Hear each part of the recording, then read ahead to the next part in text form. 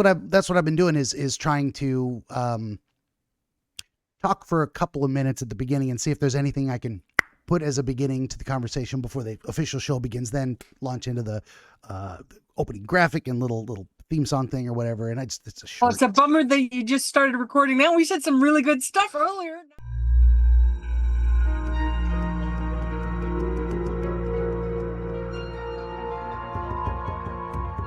Greetings, friends, and welcome back to another episode of Dreamscapes. Today, our guest dreamer is Heather Melville. She is currently near Tombstone, Arizona. She is a toxic relationship recovery expert, a former electrical engineer, and now a semi-professional nomad.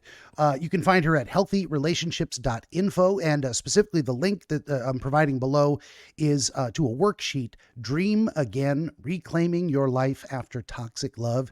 And that's just to say, before I get on with the rest of the introduction, that's a fantastic thing to do, is give people a tool that they can use. So I think that's a fantastic place for people to start. Also, to get to know you. What do you offer?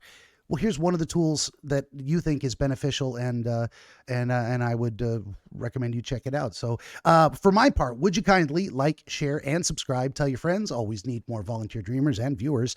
I do video game streams Monday through Friday, 5 p.m. to 8 p.m. Pacific, most days of the week. Sometimes I'll take a Friday off if a game ends, and I'll start the next new game on Monday. This episode is brought to you in part by ABC Book 18. Yes, I have now 18 currently available works of historical dream literature. This one, Book 18, is entitled Oneirochronologia, Volume 4, Prima Reliquarum, which is Latin for the first of the rest, the first of what remains. Of course, you can find all this and more at BenjaminTheDreamWizard.com, including downloadable or live streamable audio-only MP3s of this very podcast, so you may take the wizard with you wherever you wander, with or without Wi-Fi. And last but not least, if you'd head on over to BenjaminTheDreamWizard.locals.com, building a community there. It's free to join, attached to my Rumble account. One of the best ways to reach out to me, and that is more than enough out of me. Heather, thank you for being here. I appreciate your time. Thank you, Benjamin. This is already such a treat. I mean, I know we've been talking before, and already I'm like, yep, he and I are both wizards and witches together. Exactly. Well, that's another thing too. So right now I'm doing this series of historical dream literature. And what does that mean? These aren't original works by me. These are famous or meaningful works on dreams, sleep, dreams, dreaming, etc., published for the last 2,000 years. I've tried to pull the best of it together into a single collection. It's been my own masterclass on dream interpretation. Where did it start? How did it evolve? What is it now? What's our current best understanding? So when I'm done with that project, and I got like 3 more books to publish, I think, then I'm going to start on more original works. The first of which is going to be a wizard's guide to Aesop's fables. So, and I talk about this all the time. It's coming. I swear I'm actually going to write this, but I've got it started.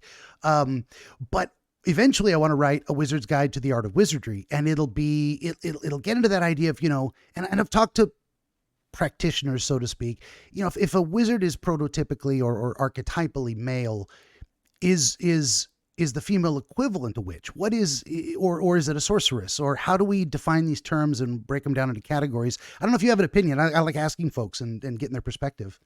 Right. Yeah, that is so interesting. I have always thought, because I mean, you watch all these movies and it's like witches and wizards. Okay, so witch is the female version. Is there a sorceress and a sorcerer? And what's the difference between a sorcerer and a wizard? Do they use different elements? Are they using the power without, are they like chi masters? Sorcerers are chi masters. They use the weather, whereas wizards, they focus mainly on like Latin spells and stuff like that. It's so interesting to go into that. But I was just going to ask you, when you talk about pulling historical dream interpretations, do you go across cultures as well? Because I recently read a book, Women Who Run with Wolves. I have heard of it. Women Yeah. And it really goes into like the Native American, Indian interpretations and like where a lot of our dreams come from and like how, I mean, I focused more on the toxic relationship part of it, but it was very interesting. So I'd love to know if that's where you're pulling as well across multiple cultures. I do as much as I can. A lot of the literature that is out there, and especially the stuff that's in the public domain pre-1920, is Western in a way. And even if it is like in the most recent work, Oneirochronologia Volume 4, Prima Reliquarum, the first book or article that I put in there is from it's from the Royal Asiatic Society of Great Britain, written in the 1850s, 1830s. I can't remember. I'm horrible with names and dates. And it is a British explorer who went to the Middle East and consulted experts and primary sources to then put together a description of, okay, here's the, as they said at the time, the Muhammadan or the Muslim methodology for interpretation of dreams, given these sources, according to these experts. So what I've had trouble, and I'm actively seeking recommendations. What I haven't found or haven't been able to come across is explicitly, here's how Native Americans would interpret dreams. Here's how they did that with what I've gotten to is that you would take it to the medicine man or the village elder, and it was considered meaningful.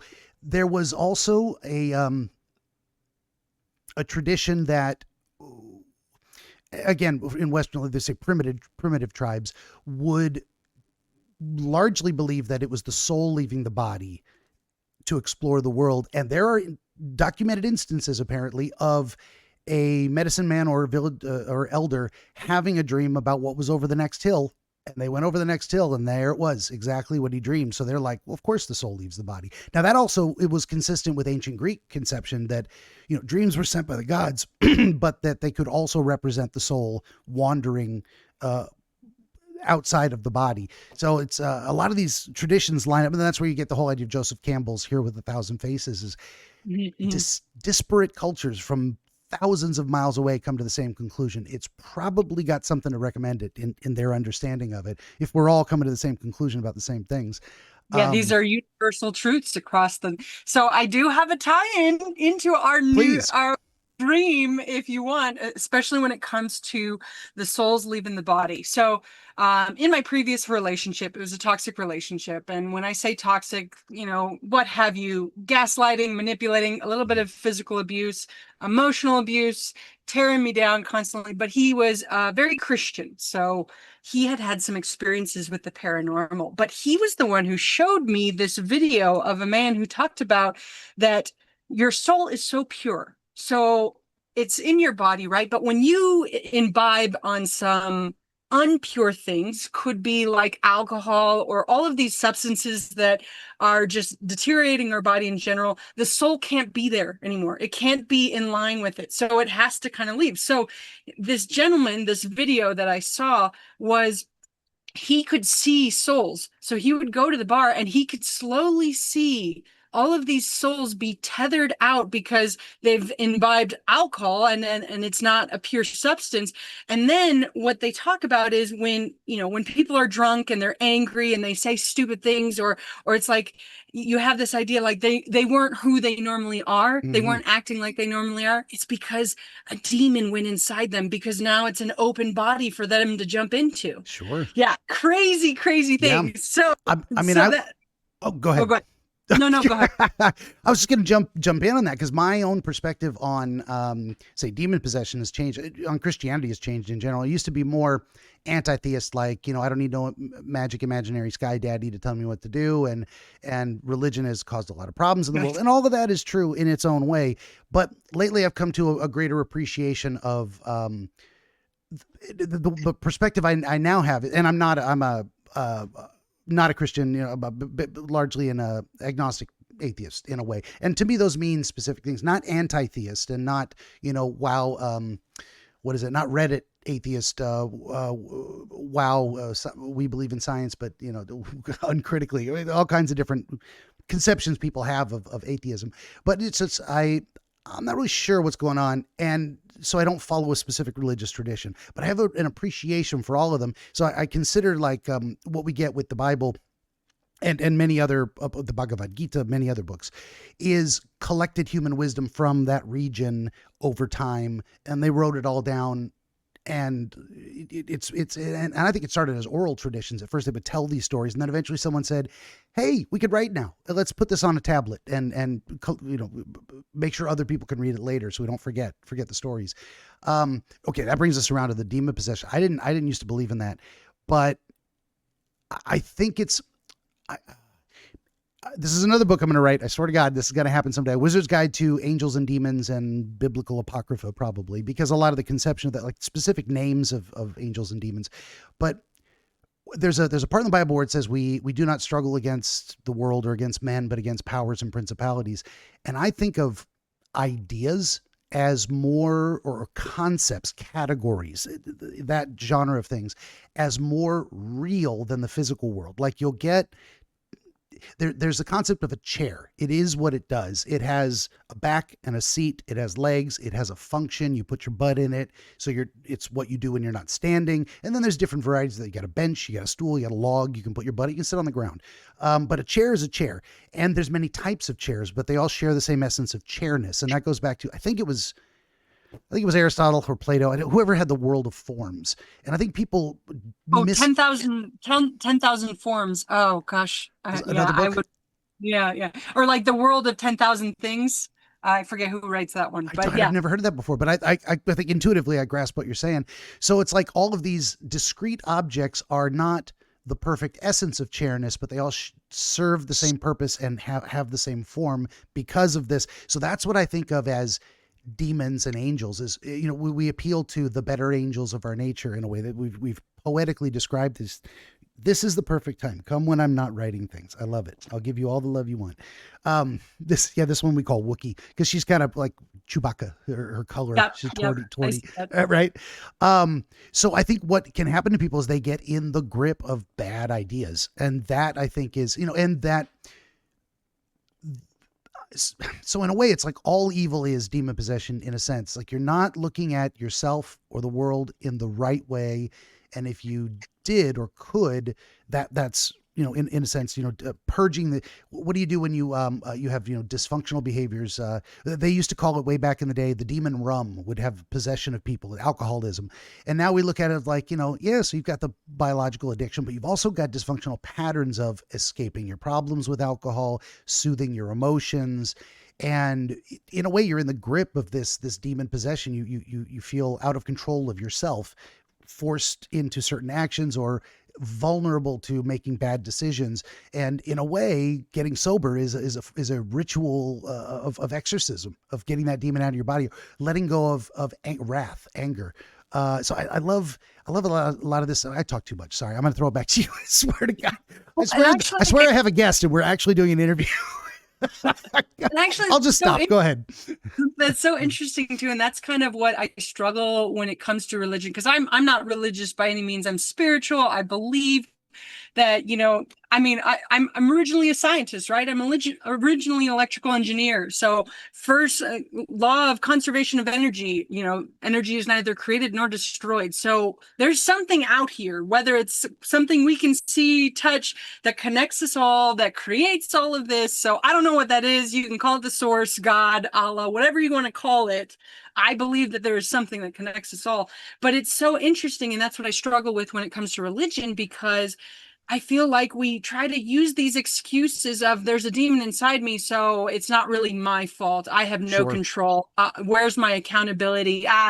It's meant to be, or God, wanted me to go through this. And I think there is some level of that, but I also think there is our choice as well. Then we can open the can of worms and go into free will and really that's also the way it is now. Sometimes demons get forced upon us in a way. If you are the victim of trauma, let's say you're abused as a child, you get the scars of someone else's demonic possession, and that leaves you more vulnerable. If we're going with that metaphor, taking it from the purely psychological to adding a spiritual layer to it. But there's one of my favorite understandings that I've heard recently is that, what happened with Cain and Abel, just to go with, I need better.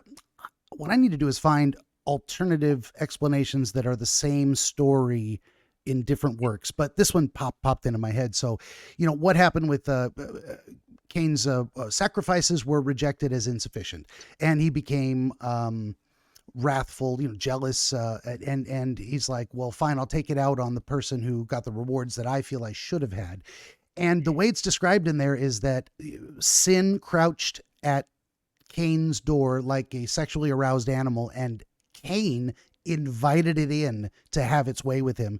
So there is an invitation you have to make. Now you might have to try and purge demons that were pushed on you as, as trauma, but there's always that free will choice of saying, let's say I'm demon possessed and I don't want to be, and I know it's wrong and it's not my fault. I still have the choice to, I got to cast it out. I got to make better choices. I can live like this. I can choose to live like this, but I don't have to. And that's where I think that's where the responsibility comes in. And that's a weird thing to say. The victim is responsible.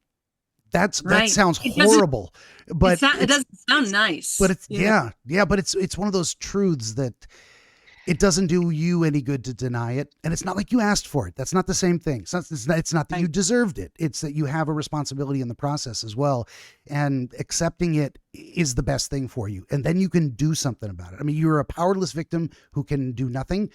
You're going to suffer, or you're going to suffer the responsibility of doing something about it. So I'm going to stop there. Let's talk more in that context about toxic relationships and how you maybe became headed down this road and what you think you have to offer, that kind of stuff. Oh yeah. I'm a so terrible actually interviewer. Sorry. the dream that I wanted to discuss that was related to this. So is that the one we're going to do later? We could do two if you want. This is an alternative one. Because what I don't want you to do is tell me details of the dream before we're going to interpret it. So this is not the one we're going to interpret. This is just one that's related to the topic. Yeah, I think let's do that. Let's not interpret this one because it's pretty straightforward after we just talked about how your soul leaves the body because it can't with alcohol. But so my ex was previous military. He was over in Iraq, came back with a lot of PTSD. Again, not a reason for why I should have been treated the way I was, but it's definitely like a sign of like, okay, well, that makes sense for the alcoholism. He never really worked through these issues. I like to just on that point, I like to say an explanation is not an excuse. You understand something is not to excuse responsibility to deal with it. So a lot of people get stuck in that where they're like, well, this is what happened. Therefore I'm not, no, therefore that's what happened. Therefore is something else. So go ahead. Sorry. I really like the way you said that. Say it again. An explanation is not an excuse. No, but you said afterwards, the understanding does not relieve you of responsibility to deal with it in a way. I will have to play this video back. I have no idea what I said. That one was like, I gotta use that. But so anyways, and he suffered from night terrors. So you're familiar with night terrors? Yeah, there's a couple of different varieties, but go ahead. So with his, it stemmed from the religious part of who he was, but I think also from his PTSD. And they talk about some of the things that many of those people over there in Iraq came back with. Like they think that they came back with these demonic spirits that were over there because of what they were doing. Very interesting stuff. Jinns of the desert, yeah. Yeah, exactly. But the one thing that they talk about with night terrors is they will transfer. So whoever you're sleeping next to can start having night terrors. I never had night terrors. I had a reoccurring Jurassic Park nightmare. We were talking about that earlier in terms of reading books versus the movies. This is all the good stuff you missed when we were talking before the show. And we're bringing it back. Yeah. It's funny because I think it's Jurassic Park 4, the newer ones with Chris Pratt. Oh, yeah. It might be number 5. When they come to the homeland and literally whatever that newest dinosaur is coming up the stairs, is in the house. That was my nightmare I used to have recurring. And so then they made the movie and I was like, oh gosh, no, I'm never going to do this. That's a very common experience. So people will say, oh, well, if you just didn't watch that movie, you wouldn't have that nightmare. Now that's technically true. You wouldn't have that nightmare. You would still have a nightmare that means the same thing because that icon came from the movie, but it doesn't represent a dinosaur. No one's afraid of a dinosaur. They don't exist. They haven't existed for millions of years. If they ever did, according to who you ask, I think they did, but it's beside the point. It would just be something else. Something else would be coming up the stairs. Some other crystallized image representing a terrifying force that you have no hope of physically fighting and maybe not even running away from. If it finds you, it's going to get you and it's going to harm you. So people would say, you can't avoid nightmares necessarily by avoiding scary movies. It isn't quite like that. But go ahead. Sorry. Well, and I will say I am a strong believer. That's why I don't watch scary movies, because I think you bring it in. I think you can bring it in. Like you make it more of an opportunity for you to dream about this. And I definitely did with Paranormal Activity. Oof, weeks after that one. I can't do that. No, I remember being a kid and I would have, I think I had a nightmare or I was scared in bed or so. I don't know whether it was a nightmare or not, but of the movie Alien and Oh, the original, not the aliens, but Alien, of the little critter being under the bed and coming to get me. And I needed to sleep in my parents' room. Like I couldn't fall asleep or again or at all if I wasn't. And they're like, we told you that you shouldn't watch this movie and you insisted. I'm like, I know. Just let me get through this one night. And then I didn't have to do it again after that. I was young. I don't know how old I was. 10, 11, something like that. They were probably right. I shouldn't have watched it, but I've, that's another funny thing about me is it's a weird combination. There's the very obedient child who never breaks the rules. And if we're talking about just the two polar extremes, but then they don't, they're maybe a little too submissive as they go through life, a little not advocating for this. And then there's the other side of the spectrum, which is me. Is I wouldn't listen to nobody for nothing. But you never had to worry that I was going to get taken advantage of later in life because I'm perfectly comfortable telling people to fuck off if I don't like them. So there's but each one has its downsides too. The more submissive or more obedient person has less conflicts with people and has more friends, perhaps. And then the more assertive person, say, has less friends and social contacts because they're not interested in holding on to them as much. So I mean, it's positives and negatives to both. Don't be either extreme. It's just what I'm trying to say. well, the assertive one might have friends that are much more authentic because they don't hang around for the bullshit. They're not a people pleaser. True.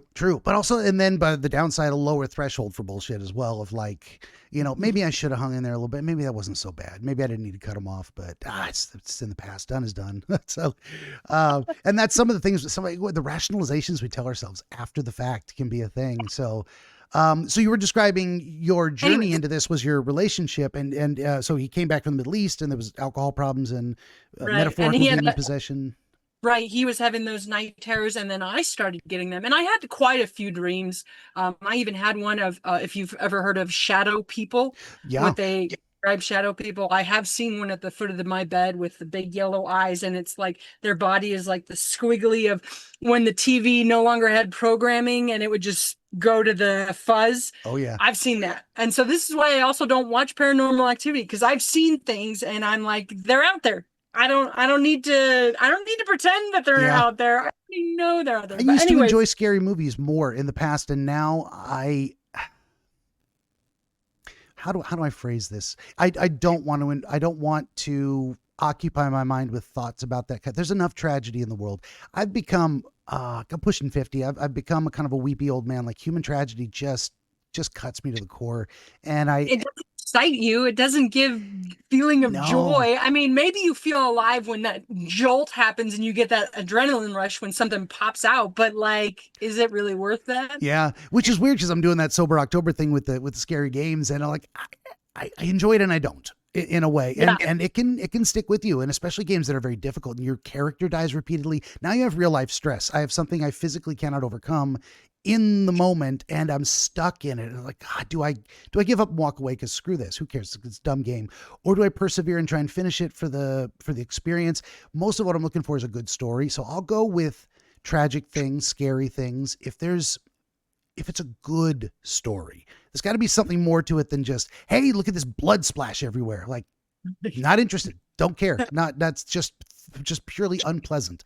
Right. But no, you were talking about, so I mentioned there were two different kinds of night terrors, and the one the one clinically or professionally best described as night terrors is the variety where the person suddenly cries out and they're acting. It's a form of somnambulism where, sleepwalking, in a way where they shouldn't be acting out distress of any kind. And it'll stop on its own, or it can be calmed down in a variety of ways. And in the morning, they won't remember that it happened. And that's the quote unquote technical night terror. The other side, where what a lot of people mean is, well, you had a really strong recurring nightmare that wakes you up screaming multiple times a night or multiple days in a row or frequently. And that's more just an intense nightmare problem than the night terror problem. One story I heard was that a person used to sleep in bunk beds with their younger brother, and the younger brother would have night terrors. No triggering event that we were able to determine, but what he needed to do was go to the bathroom, and he couldn't wake up. And so if this older brother would help his younger brother go to the bathroom, get him back into bed, he would be fine. He would go right back to sleep. And it's so this the distress. So there's many different kinds of distress that can be. It could be biological distress. Right. But I just wanted to throw that out there for edification. So, but back to your story. Sorry. I love that. Yeah. So this one particular one, and it's actually on the other side of the night terrors that you were talking about, where I didn't actually remember until he described it to me afterwards. And then the moment he described it, it was like I saw everything again, you know. So I'm asleep and I am dreaming of us in our bed in the actual apartment that we're living in. And I see a dark figure standing over him and pouring something into his mouth. And I don't remember screaming, but I guess I was screaming and he had to shake me awake. And he's like, what happened? And I was like, and I told him what happened. And then the next morning he's like, so are you okay? What happened in your dream? And I was like, what dream? What happened? And then he relayed it to me. And then it was like that image came back to me of that dark figure pouring something into his mouth. And so I kind of like attribute it, and you could do your own interpretation as well, but I kind of attribute it to like, okay, yeah, every time he drinks alcohol, he becomes this horrible person. And don't get me wrong, he was also horrible sober, but I mean, when he really drank, and so it's this dark liquid going into him that his soul can't handle, and he becomes this asshole, excuse my language, but it's quite all right. I don't censor anything. I don't tend to curse a lot, but fuck it. Sometimes it's the only word that fits. I think it has more power if it's not every other word you say. So, but it's just a natural tendency. Sometimes it pops out. So no worries. Yeah. This is not a show made for kids. Kids can watch it if they want to, but I don't want to. But I wouldn't advise it. Yeah, it's not R 18, as they say.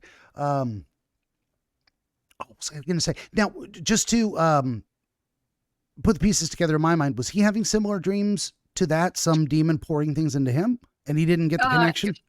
So he never had a specific one like that, but he would wake up screaming. And I think it was usually like a reflection of what he experienced in Iraq. I mean, I think that's the natural conclusion, is that unresolved trauma. So the way I phrase these things is that, the heart beats, the lungs breathe, and the brain thinks. And it does that whether we're asleep or awake. So what I conceptualize as dreams is our raw, unfiltered stream of consciousness. And by unfiltered, I mean unfiltered through conscious attention, where we're also attending to the environment. We're choosing thoughts to focus on. And then we get this mental noise, the stream running in the background. And so I think we dream from the moment we fall asleep to the moment we wake up, because it's just mental activity during sleep, whether we remembered it. And then what we call capital D dreams is, okay, this is the imagery and experience I remember when I wake up. So that I'm getting all these perspectives and definitions from these 18 currently available works of historical dream literature. Gotta self-promote, gotta do it. No, but because these things I guarantee you, if you read all these books, you'll get pretty close to what my understanding. And you don't need a background in psychology, because that just gives me the ability to then do the dream interpretation thing for other people. Like, you can do this for yourself with this, I could call it my own designed masterclass, so to speak. I should come up with a course at some. I should start an academy. Like, I should start my own Hogwarts. There's so many things someday. You want to do, though. There's so many things. Not enough time in the day. Yeah, I just gotta get these books published first, and I have all these video games to play. What are you gonna do? Oh, my life is tough.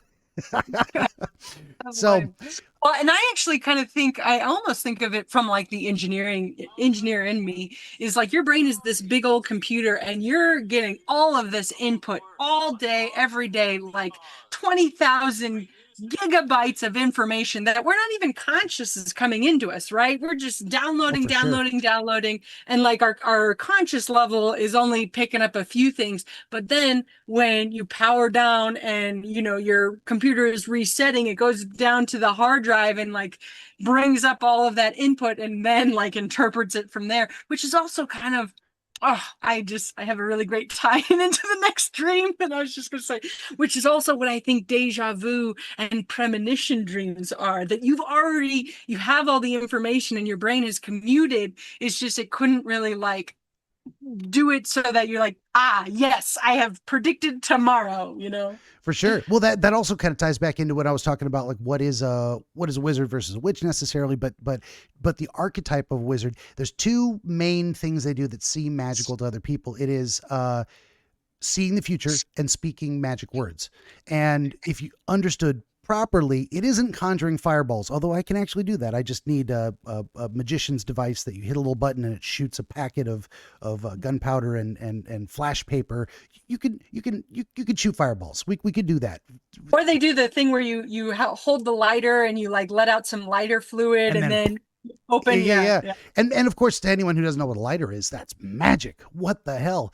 Which reminds me of a great joke too, man, but maybe I'll get to it afterwards. But the speaking magic words I think of is it is communication. It is sharing useful information for you to be of benefit. So, or there's evil wizards, and this is the other categories I want to get to. I conceive of evil wizards as necromancers.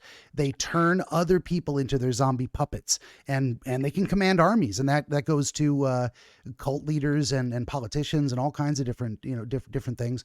So building a conception in my mind. But the other thing wizards do is see the future, and how do they do that? Is it actual premonitions? I think in a purely scientific framework, it is, you've been around for a minute, you've seen that, done that, you know the patterns. It's any old guy that said to a young kid, I wouldn't do that, that's a bad idea, it didn't work out for me, let me learn from my mistakes. That I think is now that is combining the essence of a wizard is that advice of an older man to a younger man. Don't make my same mistakes. I can see your future. Here's the magic words I'm trying to give you to avoid a nasty fate. It's like, anyway, that's what I think is going on with it. And I don't remember why I told you that. It was something. Oh, because premonition, seeing the future. Premonition and the computer, your brain being a computer based. And sometimes we put the pieces together in our dreams and we show ourselves a likely outcome of a given scenario, and then lo and behold, it comes to pass as such. And that, in my estimation, is as close as I can get to endorsing differentiating between pure fantasy of dreams and actual magical premonition of the future is to that. Now, that said, just because I can't explain it doesn't mean it isn't real. And I have real life friends I've talked to who said, Ben, I had a dream and I knew it was a prophetic dream. And 1 week later, to the spoken word, to the event, to the tilt of a head, to the everything played out exactly as I saw it. I can't explain that. But why don't I do it? So that is the another dream I had. This one we don't have to like really dive into the interpretation because it is very much that. I was living in San Diego. I was having a plan to go with my friend hiking a couple days later.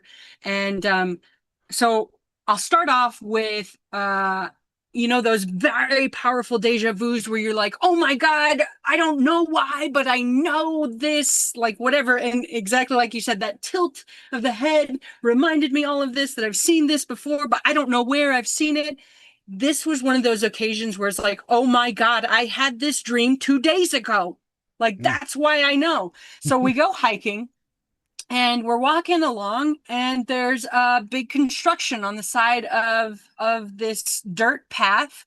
And it hits me. And it's like, oh my God, I had this dream 2 days ago. We're walking by and in the dream, I can't see, I'm looking over, but I just can't how you know what it is, but you actually never like look over and see the image. You just know it's construction, the big yellow machines.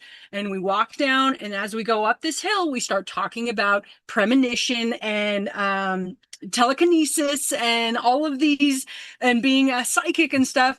And it's like we had that exact moment. And I realized the reason we started talking about psychic is because I told her I had this dream. I have already seen this 2 days ago. And so it was very powerful. Like I have those deja vus all the time. And so the way I rationally explain it all is, oh, well, your brain's a computer. It's monitoring all these patterns. It's taking in all that information. You just knew it was kind of coming based on your pattern recognition. And so like that one was so powerful. It was like, whoa, it hit me so hard. And that is the biggest indicator. Is like, it's not just, it's that feeling that comes with it. And so I was going to ask you too, this friend that I talked to who had a literal prophetic dream, he says there is a very distinct, two distinct feelings between the fulfillment of a prophetic dream and the experience of deja vu. Yeah. Now, similar categories ish, but distinct feelings. Was that your experience as well? Yes, because, well, and I would say it's still very similar, but the premonition dream, like you don't know, I didn't know that was coming to fruition. Mm-hmm. It was only until it actually happened that it's like, oh crap, I know.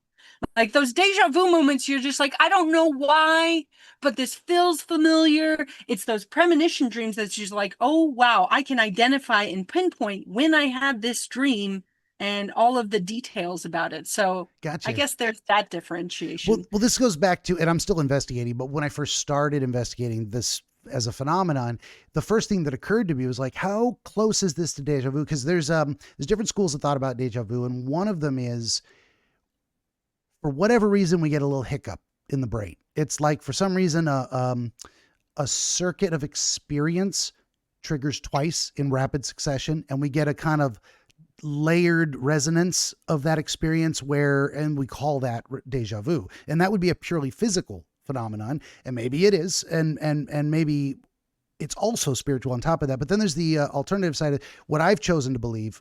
Why? Who knows? I just like it. That means I'm in the right place at the right time for whatever reason. Yep. That's what I've chosen to believe. And that's interesting. You came to the same conclusion? Yeah, well, and I also noticed that too when it comes to even just those small coincidences. So like I had a really powerful one last week. I've been recently thinking of the Lauryn Hill Killing Me Softly song. Just for some reason, just been recently thinking about it. Love the song, was thinking about singing it because I do love to sing. And I just been thinking about it, never played it. I have it on my phone, I could easily play it. And all of a sudden I walk into Walmart, first song that comes on is Lauryn. And it's a popular song, but it's not that popular to be like, oh, this is playing at Walmart every day. I haven't heard it in a long time. If I was thinking about it and then now Carl Jung, it was actually an example of synchronicity that, and the way he described it, I think, was you're thinking of the money you owe to Mr. Fishburne. And as you're thinking of him and walking down the street right over there is a burnt fish. What the hell just happened? I mean, how do you have missed, and I don't know. That blows my mind, but I think it's absolutely real. And I think it happens all the time. And the more you're aware of it and open to seeing it, the more you'll see it happen. And I think those are also indicators of being right place, right time for whatever reason. I've got another one that was super powerful. Please. It happened in March of this year. Randomly, my cousin out of nowhere had texted me at 5 a.m. saying, you know what band I haven't really thought of, but really do enjoy? Incubus. And I was like, that's funny. Maybe 2 hours later. And again, I'm seeing this all at the same time kind of thing. I came back to my phone in the morning and saw all the messages. 2 hours later, my best friend says, hey, by the way, I broke up with my boyfriend. And so that extra Incubus ticket is yours. And I was like, what this is crazy. Then I go to one of my favorite coffee shops because I'll work on my computer there. And the moment I step outside, this girl is playing on her laptop my favorite Incubus song. And I was like, all in one day. I don't know. Yeah. But I so my theory on these deja vus, and I don't know if it's true. I don't have evidence. I just like to believe it, is the multi-universe theory.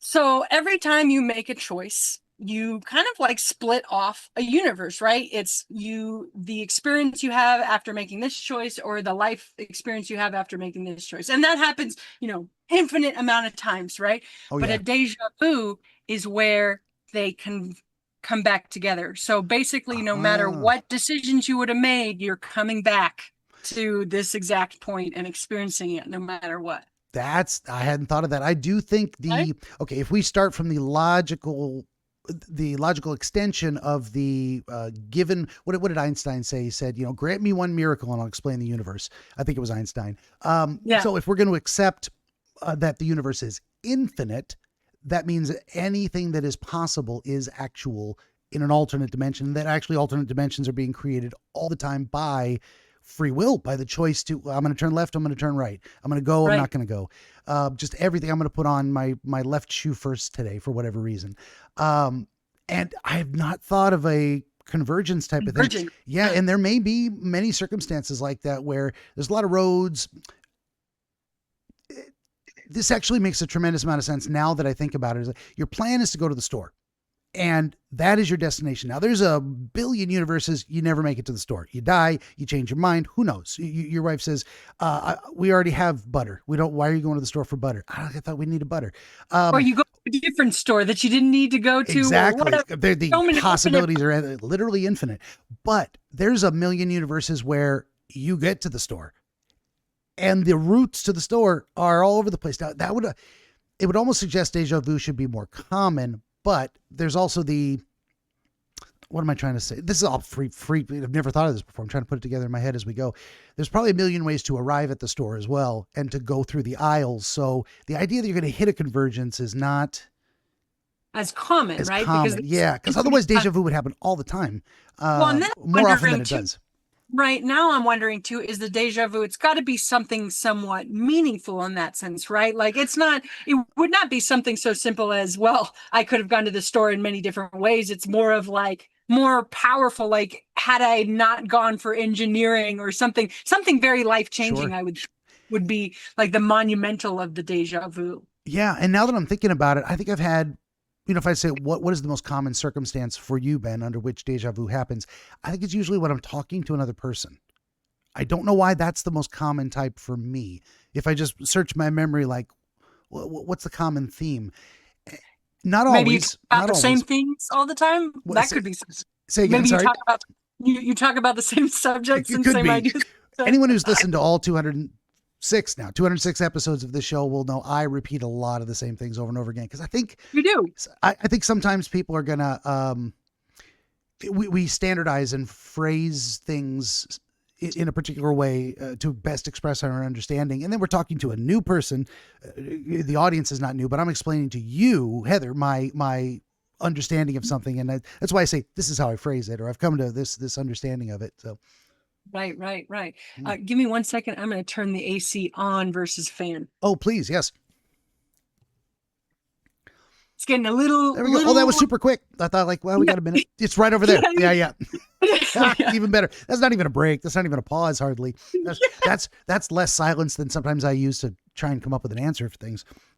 But we were, we went off on a whole tangent. I keep wanting to bring it back to you, your current profession. So when you were telling the story, eventually in your life, you came to the realization, this is not a healthy relationship for me. I'm going to leave. I mean, I don't know if you want to tell that story or. Yeah, I mean, it's a lot of factors. And it's funny because I try to reflect on my own experience so I can help my clients, and they'll ask me, well, like, what did it take to leave? Well, there's a lot of factors actually. And the big one is having a space. And like you just said, a space in between where you're no longer experiencing their immediate presence and giving yourself the time to reflect on, like, is this what I really like? Is this what I really want? Is this what I see for my future? If I stay in this relationship, what is the next 5 years going to look like? For me, I had a lot of moments in my life, opportunities to do that. One of them was, so I was going back to school for electrical engineering and doing a second bachelor's in this country. Not as easy to do. Everybody's like, well, you already have a bachelor's. Well, I can't get a job with the bachelor's I have. So I'm going back because nobody else, and now in today, a bachelor's is a high school degree, right? So if you used to mean something. Yeah, it used to mean something. And so if you are applying for a job, you have to have a bachelor's in that specific area. And now they want experience. But it's like, well, how do I get experience until I get the degree? And then you won't hire me unless if I have experience. So long story short, I'm going back for electrical engineering. And my ex at the time was studying as a nurse PA assistant. And he said that when he gets into school, he's going to go live in Germany for 6 months, and that I have to figure out my own way over there or I'm not coming. And I was like, well, what does that mean for a relationship? We were already 6 years into the relationship. Like, I'm sorry, we live together. What is this? Yeah. So I was like, okay, well, I'm gonna figure it out. And I figured out I found an electrical engineering internship so I could still continue. I could apply for financial aid because I was broke, because paying for an alcoholism is very expensive. Hmm. So I went, and he did not go. And that was Wow. that was tough for him, but it was an eye opener for me. I gave myself that space to be away from his influence. Also, I always promote this. I always push this, that everybody, not even just people coming from a toxic relationship, should travel solo in your life. Hmm. It doesn't have to be overseas. It doesn't have to be far away, but just the idea of when you step off that plane, that train, that bus, there is nobody there but you to figure out how you're going to get to the hostel, how you're going to get to your hotel. And I mean, sometimes you show up and the signs are not in English and you only know like sprechen Sie Deutsch? I don't. So can you speak in English? Actually, I do. I lie. I'm learning languages right now. I've been trying to. I mean, I think it's stupid that us Americans only know one language, but I have theories on that, so I won't divulge into that one. Fair enough. But just that experience alone really started getting me back into my power, that I can make decisions, and if they're the wrong ones, I can handle the consequences. I am that powerful. And that's what happens after a toxic relationship. You don't have faith in yourself that you can handle anything, that you can handle the consequences, that you can even make decisions on what cereal to buy because you're worried that you'll get ridiculed. So that part helped. I did come back to the relationship after the 6 months, but there was a lot of riff the entire time. Not that there hadn't been the entire relationship, but this was even more so because I had stepped into my power. I was a new person. I also got the break of when I applied to school. NAU, Northern Arizona University, was the only one that would accept me for the second bachelor's, which meant I was moving from San Diego to Arizona without him. Mm. And it gave me that kind of break. I mean, that's one thing a lot of my clients talk about, that, I'm on the lease with him. I can't afford to rent another place at this time. And then, when you're stuck in that environment, you end up taking them back. They manipulate you in some way. So I got that chance to have the distance to make decisions and to kind of reflect and realize, like, yeah, I'd rather be alone than be treated this way. And, we all have that fear of being alone. And it was like, I got to that point where, screw it, I'll be alone. I'll be better treated. I'll go treat myself to a milkshake every day. Like, yeah, I'm not doing this. So, and that's tough. That's like, I had these opportunities. So it's tough for me to relate to my clients. Like, well, you've got to find an out where you get the space away from them. You get the space from their influence, and it gives you that time to reflect. I just had a really big deja vu. Oh yeah, right place, right time. It was your hair that set it off. Wow. Even my hair is magic. There's a reason I wear it down. I mean, it's the image. You gotta have the beard and the hair. You keep all your secrets in here. Very cool. No, I secret. think that's very powerful too. There's a lot of people that how do we end up in bad relationships? It's not like there weren't warning signs. That's why we talk a lot about red flags and try to, again, as I was talking about with the speaking magic, we're trying to give each other good advice about how to avoid bad situations. But sometimes you get into it because your dysfunctions are compatible and you get drawn together, and we're very often repeating patterns from childhood. It's not always that, but and then you get what we call enmeshed. You get enmeshed with someone, and your need for your dependence of codependence, they call it. Your need to be dependent on them being dysfunctional. Otherwise, you have to change and improve as well. You got to address your own issues. You'll focus on them and being their savior versus focusing on yourself. I figured out why we're having this deja vu, because I literally just wrote the newsletter about this, of another aspect of why we get into these toxic relationships is because we have a toxic relationship with ourselves.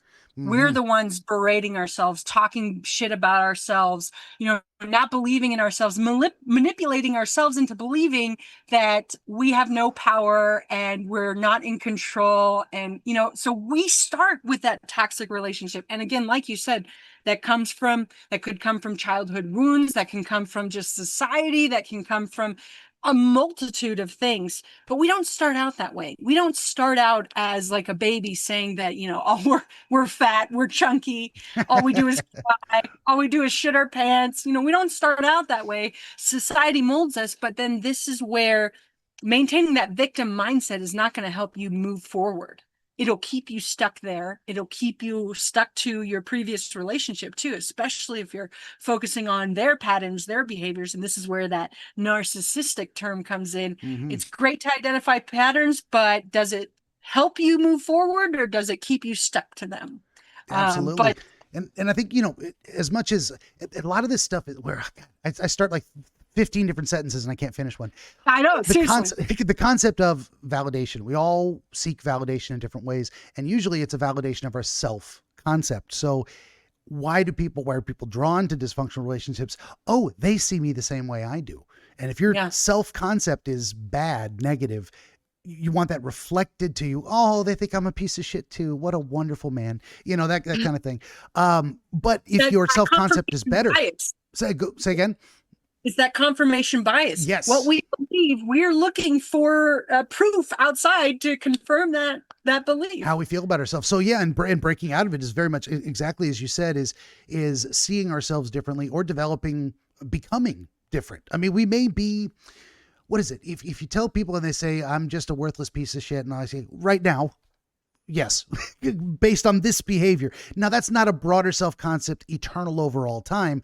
Right now, you're not creating worth or value through your behavior. You're kind of a piece of shit in the terms of you're not taking acting, you're not acting up, you're not acting right towards other people, or you're doing bad things to other people. So there's sometimes you want to, and it can be tricky, and you want to handle it gently, in therapy, but sometimes you want to be blunt and say things like, if they say, oh, I'm just a worthless piece of shit. That's what I would say for now. Maybe, but it doesn't have to be that way. Maybe you do. Maybe you really have. Well, thank you. It's completely free. Maybe you have things you need to work on. Maybe you're not the best person you could be. Maybe you're hurting people, and you could choose not to. And it's a bit of a shock value in that too. Is sometimes you say things like, "Let's get you out of that comfort zone. Come on," in a safe way. You can come back. I'm not abandoning you. Let's do this. Right. So yeah, that can be too. But so that is a very powerful thing too. And that giving yourself the space to change as well, to say it goes with, I love stories. Stories are so good. Alice in Wonderland. She gets there and what does the caterpillar ask her? Now that she's shrunk, she got big. Oh, I'm too big. Then she got small. Now she's in she's isekai. She's like an anime. She's in another world. And now she's a tiny experiencing a layer of an alternative. She's levels removed from normal. And the caterpillar asks her, who are you? Who are you when you're not at home? Who are you in a different environment? What is the core of you that you're bringing to this, no matter where you go? So getting that space, and it looked like you had an idea. I'm going to stop there. Oh no, it's funny that you mention it, because so I love to read, and I'm always trying to read, one to better myself, one to show up best for my clients, but also I've started to realize that I also need a little bit of enjoyment and pleasure. So I've been going back and reading like classic literature and stuff. And so I, for the first time, read Alice in Wonderland and then Through the Looking Glass. And there was a line that the caterpillar said, and it struck me, and I wish I would have written it down, but it was something like, well, it's something like on the lines of, you're always the person you are, something like that. Like you're always the Alice that you are. And yeah, so when you popped that in, I was like, oh man, I was just thinking about that one. And in some ways, I've struggled with the notion of changing the scenery because I think it's a valid truism. The idea, wherever you go, there you are. You bring yourself wherever you go. But that's the book I want to read next too, right?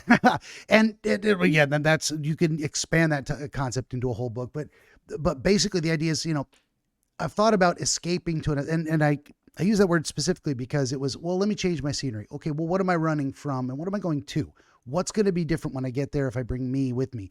What if I Right. just change me here? Maybe this is would be a better place to be. Then there's the flip side of it where if you're enmeshed in a relationship and you're too occupied with another person's drama and the relationship dynamic, you don't get a chance to reflect on yourself in a little bit of peace and quiet, a little bit away. What do I do in the morning? What do I have for breakfast when I don't have to worry about what he wants? What do I want? Do I eat breakfast? Do I just have coffee? Do I make eggs and bacon and he's a pancake guy? I don't have to worry about that. I get to find out who I really am and what I really want, and then look at, well, does this work? You also got to balance that with the idea of that, in healthy relationships, you take your partner's preferences into account. That's all good. But hopefully they're taking yours into account too. You're validating the best parts of each other. And we're all broken and dysfunctional in our own ways. But we're not all abusive towards each other. We have our moments. I've yelled at my wife. She's yelled at me, and it happens. And then I say, I shouldn't have said that. I'm sorry.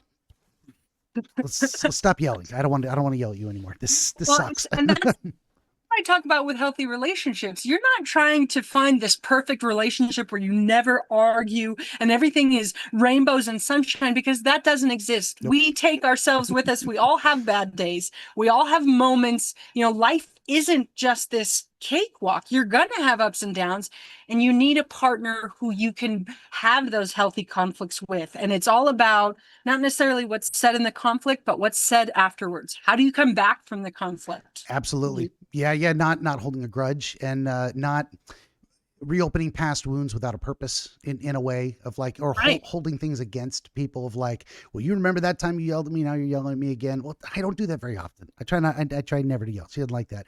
I don't like it. I don't like yelling or feeling out of control or feeling angry, but sometimes it happens and you don't take it too far and you apologize and you reconnect afterwards and say, okay, how do we avoid this? I don't want to have this conversation over and over again. Something's got to give. Yeah. What do you want? Let's fight Let's about talk something about it. new. Yeah. Oh, let's fight over something that actually matters. Like, let's not Right. be picky about little stupid things. And I think that's all part of that growth process too. Like, I can't recommend. Well, if you can find a good person, that's the trick, isn't it? But I can't recommend marriage enough because it's one of those things where it's like, as long as you're not evil towards each other or one partner is taking advantage or just being malicious towards the other, you can navigate those things with the relative certainty they're going to be there tomorrow. You'll figure it out. Right. Some people say don't go to bed angry. You can't always help that, but don't wake up angry. Don't continue the conversation. Don't continue the argument. Make it a conversation about what happened and put it to bed in some way, and don't ignore it. Don't shine it on, because then it's going to happen again for sure. You change nothing, Right. nothing's going to change. I love platitudes. It's like another book I'm going to write, a Wizard's Guide to the Aspirational Aphorism, starting with apple a day keeps the doctor away. We're going to explain that, and then all the other. We're going to do A through Z. I like that. One of these I days, like I'm going to that. write that. I get so many ideas. Yeah, do you have a note taker so that they can combine all of this? These are all of your book ideas. Well, what I do is I actually, I have a title page type of thing that is going to be standard across multiple different books. And every time I have a new idea, I will go and put the title in there just like that and leave it there and save that. And now that's in my, I'm going to get around to it folder. And I'm not ignoring it. That's where I keep all the other books that I've already published as well. That's where they all started. So I've got a system in a way. But some of them, am I going to get around to all of them? Probably not. I'll probably let some fall by the wayside. I want to write a sci-fi fantasy novel too someday. But I'm not confident in my ability. I tried to start it 30 years ago and I wasn't ready. Wasn't ready to You start. could be the next George Lucas, man. Maybe so. And that's what I'm trying to do, which is interesting because I love storytelling. And to me, one of the most disappointing things, I'm watching an anime series right now called The Misfit of Demon King Academy. It's on the last 6 episodes of the final season. And I know why it didn't get a third season. It's not that good. Fantastic high concept, like kind of A for effort, C minus for execution. That's disappointing. I don't want to be that guy. I don't want to be that author who's like, oh, that sounds amazing. Oh, that was disappointing. Right. I don't want to be that guy. So until I'm ready, and that's okay. It could take me another 20 years. What the book that felt like that for me. So I do like fantasy fiction is usually my favorite. I am a woman who does enjoy a sex scene, especially written from a woman's point of view, and then throw in some wings and wizards. I'm all about. Nothing wrong with that. Right. So I did read 50 Shades of Grey, and I Mm. read the sequel as well. I couldn't read the third one. I love the concept. It's great, very stimulating, but the way she wrote it, no offense to her if she does listen to your podcast, I just thought that, I have a better language capability than that. I felt like we were using the same words over and over, and I was just like, you lost me. You lost me. Yeah. Oh, that is disappointing. I know, And and it is disappointing when the execution is not there. yeah, definitely. And I think the difference between, say, that and the Twilight series, even, and the Harry Potter series, is the closer you get to eternal philosophical principles playing out, the hero with a thousand faces mythology, hero's journey mythology, Right. playing out over and over again. The closer you cleave to that, the better and more meaningful the story is going to be to a lot of people too. So, and that's one of the best ways to, one of my favorite authors, if you haven't read it, his name is Terry Goodkind. He's lives in the Pacific Northwest somewhere around here. And his novel series is called The Sword of Truth. And the first book is called A Wizard's First Rule.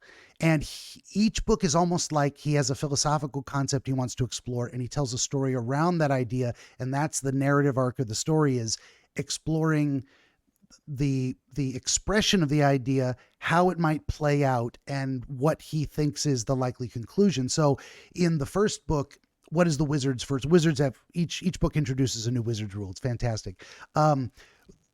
He Richard is the hero, and he's being educated by the wizard Zedicus Zulzorander, of course. And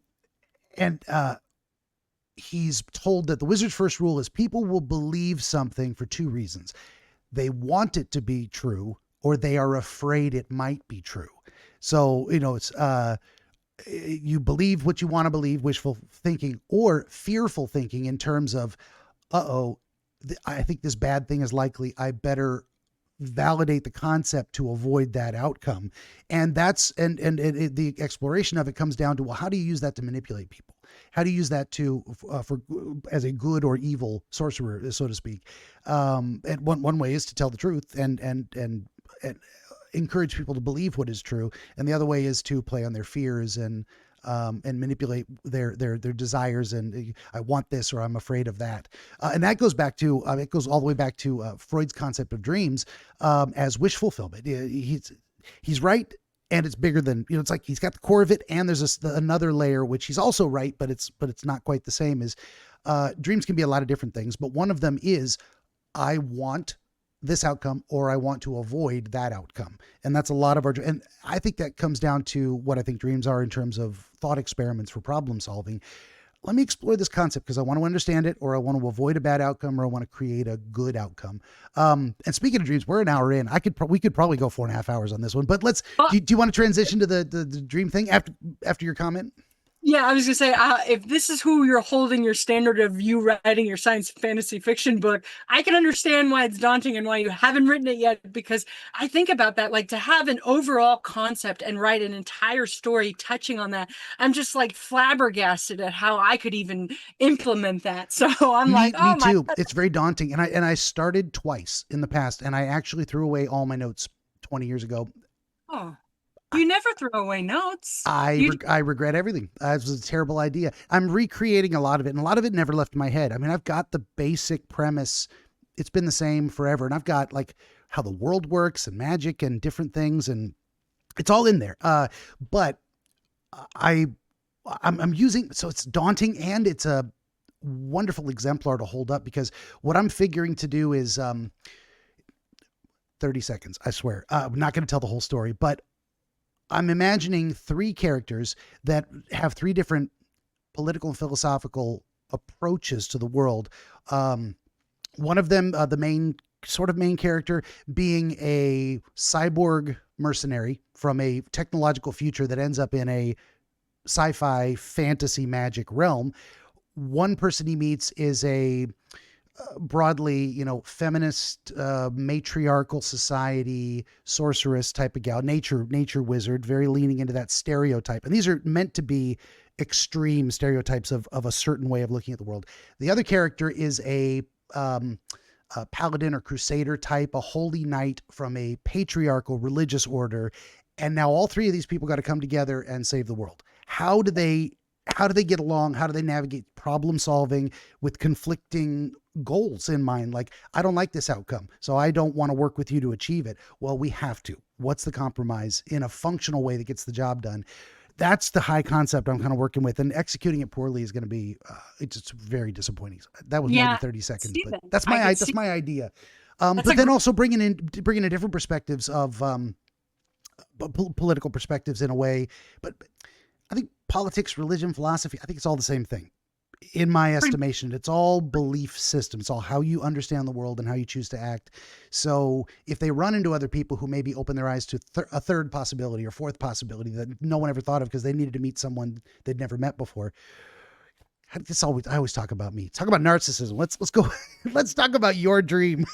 Well, the other thing I was going to mention too that I really liked, because this is a coaching concept that is just stems in all of coaching certifications, is the motivation behind anything we do is either to move closer to pleasure or to move away from pain. Mm-hmm. So when you were talking about the, like manipulating based on fears or, your pleasurable outcome, it's human life. That's all the motivation behind everything we do. And the fantastic thing is he took a basic concept and he phrased it in his own way, a wizard's rule, and the words he chose to express it.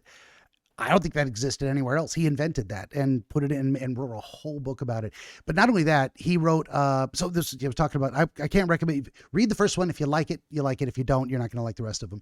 But it is typical high fantasy. He also had an amazing imagination for how magic worked in that world, and not just how it worked. It's the standard. Some people are born with it, or they were imbued with it, but it's how it works, how it's meant to function. And he there's a series called The Legend of the Seeker that was done in a kind of Hercules Xena style 10-15 years ago. It's not the books. The books are dark. The books are brutal in a lot of ways. The books are, you will experience someone's hopelessness and despair as they suffer. And it goes on for pages and you're like, let me out of this. And that's good writing. It's like, I'm feeling something about this character. It's words on a page. I can close it. It's not real. You feel it. So I love that too. So he's got, here's one example. The one of the female leads is a woman in, Caitlin, something like that. Anyway, I can't remember now. She is a magical creature in a way that she has. She was created by wizards of the past. Her bloodline to be what's called a confessor, and her power is, she will be brought in to take the confession of someone accused of a crime, and because of her power, he will only speak the truth. Now, what is her power? Her power is the power of love. She makes him hopelessly in love with her to the point where he can't even conceive of lying to her. That's how she gets the truth out of him. But then it lasts for life. And there's people who've been on trial and they know they're innocent and they say, I will prove it. You get me a confessor. But then they're sacrificing. There's a tragedy too. They're proving their innocence by sacrificing their independent thought. And then they just become, in love. Zombies. Yeah. And okay, now countermeasures. How do you, let's say you've got a war of the wizards in the world. How do you defeat that kind of magically created weapon? Because a confessor, her powers are limited to once a day and then it has to restore, but it's permanent. So she can once a day, 365 days, she's got an army of 365 people that are on her side. And that was one way they were in these ancient wizard wars where this is the level of this guy's creativity. They were stealing the enemy's soldiers by having confessors convert them forcibly to fight on their side. Right? It's amazing. I want that level of detail. If I can't rise to that, I'd rather not read a book. That's fucking amazing. But then, okay, countermeasures. I swear I said 10 minutes ago I was going to stop talking about this. How do you defeat that? Well, you have to send enough men or soldiers, whatever, to get the job done. So the enemy person who stands in opposition to the heroes, he sends out what are called quads. It is 4 men. And because you're going to lose 1 man to the confessor because she's going to use her power. You need 1 man or two men, because the confessed, they fight with the fury of 1,000 beasts.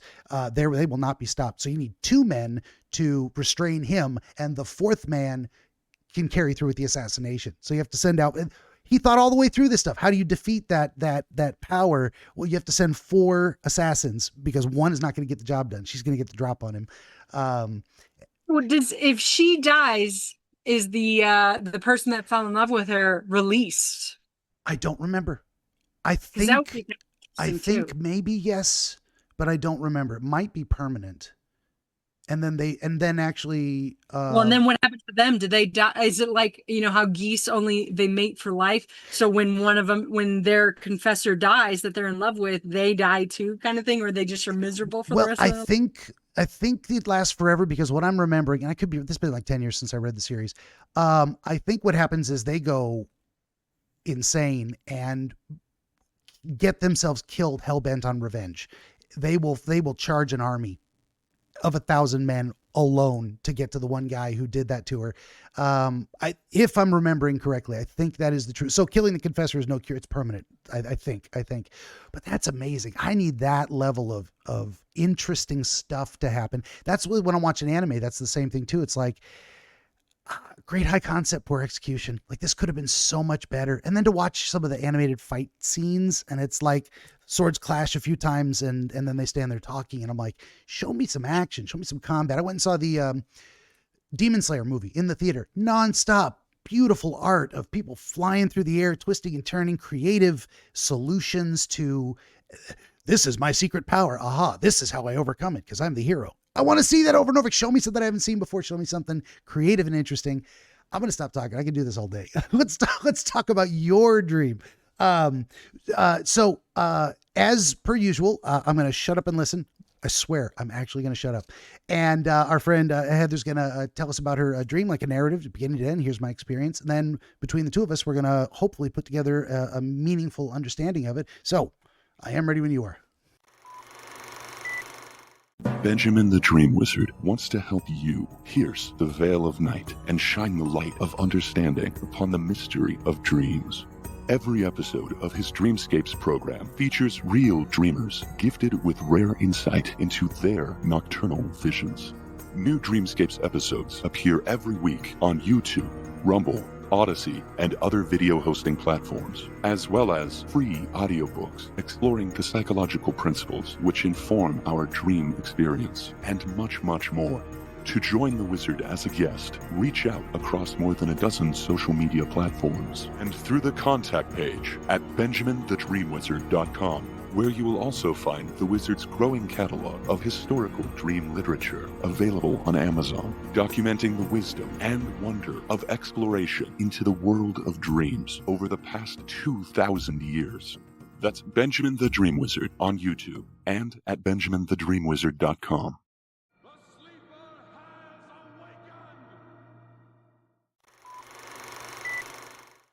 So this one is also along the premonition lines. It's a little bit more sad, I would say.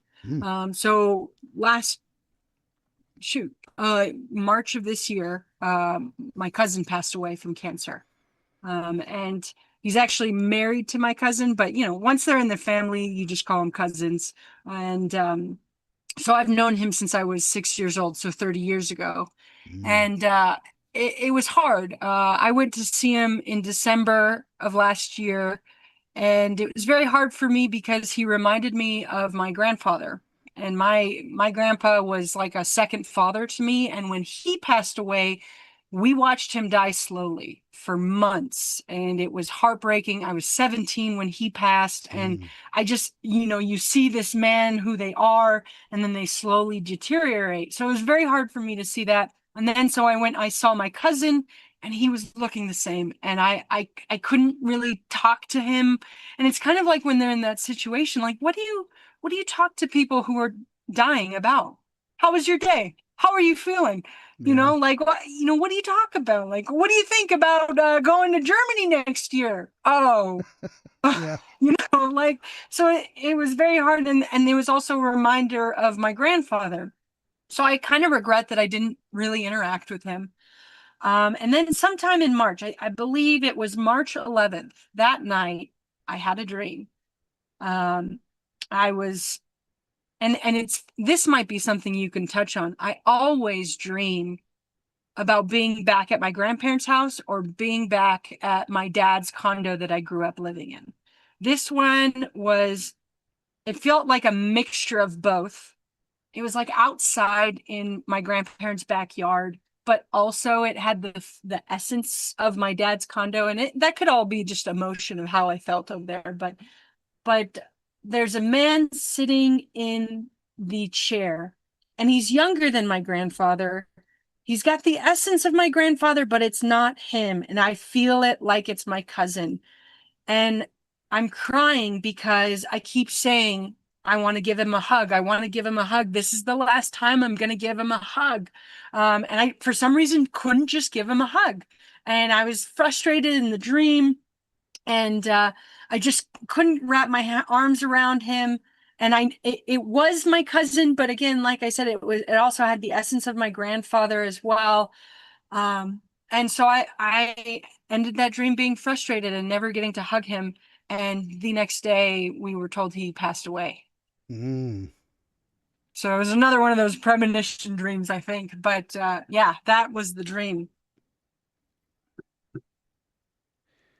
So this goes to stuff I can't explain and is not my specialty, but just to explain that possibility of it, there is a long history of people being visited by deceased relatives, long dead, and by the spirit of a relative that was dying to let them know that they had died and that they wouldn't get word for another week because it was old timey. You know, you sometimes if you lived 100 miles away from someone, you got a letter in 7 days. You didn't get it the next Right. day, or you didn't get a phone call. That there's a long history of that kind of thing. And if you just take it at face value that people are not making it up for attention, that's a real phenomenon. As far as I can tell, it's too widely reported not to be a thing. And now what does that mean? Is it psychic powers? Is it visitation from spirits? I mean, all of the above very well could be. Then again, it can also be not a coincidence exactly, but you knew he was dying. You knew it was coming. Right. And you may have been thinking at that moment or during the day or in the as you were experiencing a stream of consciousness during sleep, it occurred to you, I might not be able to say goodbye. I might want to hug him and I can't. So that vision might have come to you in the dream. But if we leave it there, that is an explanation of a kind. But what I do with that kind of thing is there's a reason that matters to you. The concept of being able to say goodbye, you know, because some people, if you weren't close to them or you're a different type of person where closeness is just not a thing for you at all, you wouldn't necessarily be worried about that because it wouldn't matter. When they die, you're not going to miss anything because there's no strong emotions attached. Yeah. You're just not attached at all, or you're just not that kind of person. I mean, so another person, different counterfactual, I like to say, another person might have said, I was afraid I couldn't say, or I was frustrated that I couldn't say goodbye. For you, it's a physical expression, a hug versus words. Or another person might say, I'll never get to eat that wonderful steak that they made me. There's something, I appreciate their skill, and that's going to be, my life will be emptier because I miss it. So that's what I would go to in terms of, well, because that's the only useful thing I can provide is that kind of stuff. Otherwise we can just say, yeah, you were visited by his spirit. Thanks for watching, everybody. That's not a very interesting episode, even though I think it's been a very interesting episode just from we could just go with an hour worth of our conversation. I think that's plenty, but. Well, and that's why I kind of feel bad too. Cause like all of my dreams, although I will say I do have a continuous dream of frustration where, so I grew up surfing. I'm not a great surfer by any means, but and then I also grew up playing softball, and all of the dreams that are the most frustrating are of me like trying to catch the wave, and I can't seem to see myself stand on the wave. Something happens, and it's like I become a different view where I can't see it. Or same with softball. And I will say, I will toot my own horn, I was always good at softball, but like somehow I just can't get the bat around to hit, and it's always this frustrating. And actually, I used to go to acupuncture a lot, and it was more for my back, but then it really turned into spiritual and understanding the energy that's in your body. And I would tell her that every night I have frustrating dreams. There's always a dream where I just can't reach something, I can't do something. And I kept saying, I don't know why, but I'm always frustrated in my dreams. And I try to think of the last time I had a pleasant dream where I woke up and I was like, oh, that was lovely. I could stay in bed and continue that dream again, And I couldn't remember. And she's like, you know what? You're absorbing other people's energy, and the way to release that is through the frustration of your dreams. So I started putting rose quartz underneath my pillow, and I don't have as many frustrating dreams. Nice. I was going to say, is that still an ongoing phenomenon for you? There's a lot of ways to approach recurring dreams, and the way I've come to understand them through, my experience, my research, et cetera, is that very often in our lives, there's so many different ways to look at it. With most recurring dreams, it's the same dream. Now, not always, but that's the typical type of recurring dream. It's the same dream for the same reason. And it's because there's something you haven't understood. And that if we can get pretty close to an understanding, it's going to most often make the dream stop because you don't need it anymore. You don't have to do that. Or it's going to change the nature of the dream. You'll experience the experience of frustration at the end of it won't be the same. It'll be a reminder of what you used to feel. So sometimes they come back, but the experience of the dream changes. And just one time, this guy had the same recurring dream over and over again, and it always ended the same at the same place with, oddly enough, shadow people in this backyard of this house beating the hell out of him. And that was what we discovered through our conversation, was that they were a barrier, and he was attempting to force his way through the barrier. This is what it felt like to him in the dream, and how they responded. So the next dream that he had, and he got back to me a few nights later, like within a week, and said, the next time I had that dream, I didn't try to push past them. I just sat there and talked to them, and they talked to me, and they told me, you're not ready to go beyond this point. And so actually what he experienced as a violent assault was more like, for your own good, we're restraining you from entering this portion of your mind because you're not ready to deal with that information. And he's like, blew my mind, completely changed the nature of the dream. And I'm like, keep talking to him. Ask him next time you're in there, ask him why, what's over there? How can I get ready? What do I need to do to prepare myself for the, and then when they're, I assume, and this is all in his own head. This is all his own mental barriers to addressing, say, types of trauma that he's going through. And sometimes we're not ready. Sometimes we're not healthy enough. You don't just wake up one morning and go run a 10K marathon. You work up to it. You take walks, and then you go for a jog, and then you run 1K and maybe a 5K. And then eventually you work up to a 10K. So yeah, because you can hurt yourself, and you can hurt yourself psychologically doing things you're not prepared for as well. All of this just to say about your dreams is that, I wanted to get a better understanding of, so until recently, maybe with the change in perspective, many of your dreams, most of your dreams, all of your dreams, anytime you remembered a dream, it was frustration, it was disappointment, it was a lack of performance ability, so to speak. Yeah. Yeah. Okay. And I still have that reoccurring of like me, trying to surf and for some reason not able. And I know that's also linked to my capabilities of surfing, that I still struggle. Like I have this muscle memory pattern that I'm trying to break out of. But after telling me the story of the shadow people with that dream, it makes me think that, so this business that I'm starting as a toxic relationship recovery coach puts me outside of my comfort zone. I mean, starting a business in general puts people out of their comfort zone. For sure. And it's interesting that I would go back to, especially softball, something I was so confident in that I just knew I could do it. And I show up in the dream and I can't, and I'm frustrated, or I'm not at my height. I'm wondering if that's reflecting in what I deal with every day, trying something new. And every day I'm like learning something new of how I'm supposed to do this, how I'm supposed to reach my clients, like marketing, all of this stuff. So it's interesting because they are coming back, right? And they don't happen as often. Mm-hmm. And it's funny because you asked about the rose quartz, if it really works. So the full moon just recently happened, and that's the best time to charge the crystals. I don't know if all of this is for sure. Like, this is like pseudoscience, right? So, At the very least, I think there's power in ritual. And if it's psychological, so be it. If it works, it works. Yeah, power of belief, right? If you believe it with your soul, it has to come true. But so I decided to put my crystals out underneath from my bed outside to charge under the moon. I did it for 2 days, partly because I forgot. But that's okay. Crystals charge on their own. You don't have to pay attention. Yeah. And they get a little bit of sun too, you know. They're all stuck, cooped up inside here underneath my pillow. So I noticed that those 2 nights, those 2 dreams were very frustrating. I don't remember the specific dreams, but I remember I had restless sleep. In fact, Wednesday, I usually go into town and go work out and stuff. Yesterday, I did not because I was so exhausted from lack of sleep and frustrating dreams. I put them underneath my pillow last night. I slept great.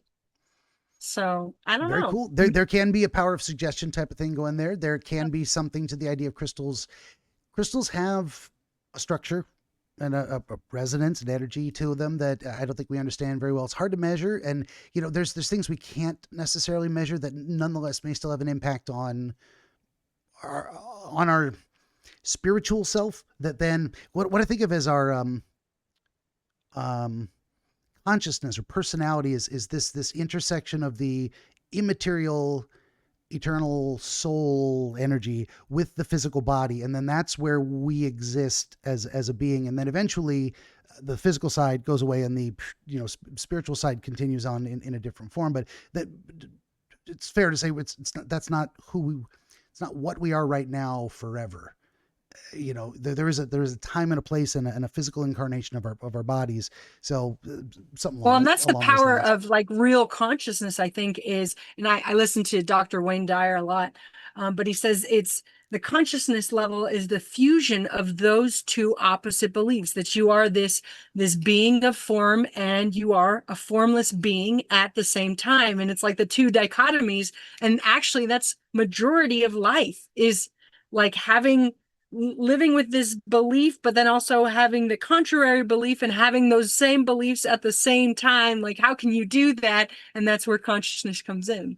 Oh yeah. I've had to get used to that. Because I'm a very like logical, methodical, but I'm very free flowing, go with the flow in the moment, spontaneous, but I'm also very methodically planning, because there's a right way and a wrong way to say drive a car. And you should probably do so safely, unless you don't want to be in this material world for very long. So you do prepare for some things, and I do like things to make sense. And I had to open my mind a little bit to the idea that sometimes in certain circumstances, 2 contradictory things can both be true at the same time.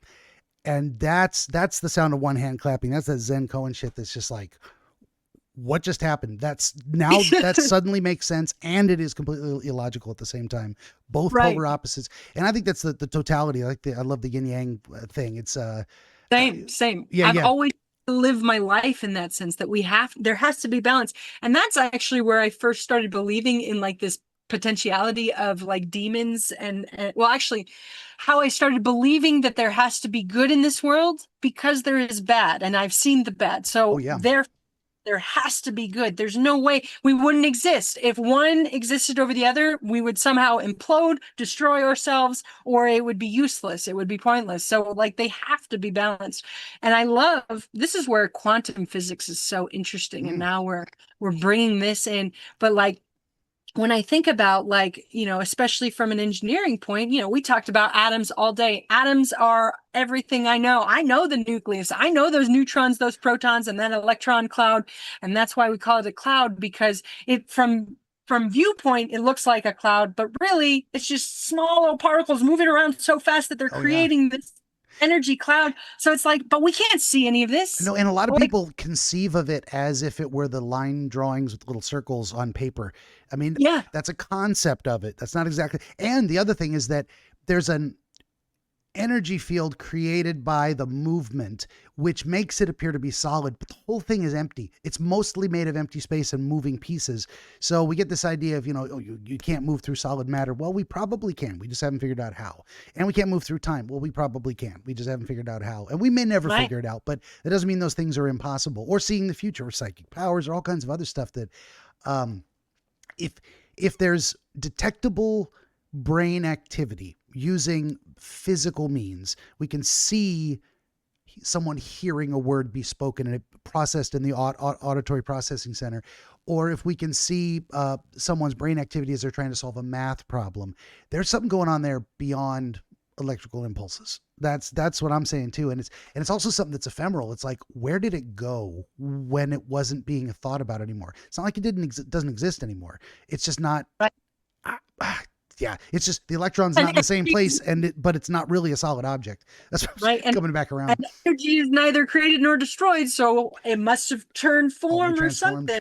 Yep, yeah. Exactly. Well, getting back to your idea of the recurring dreams.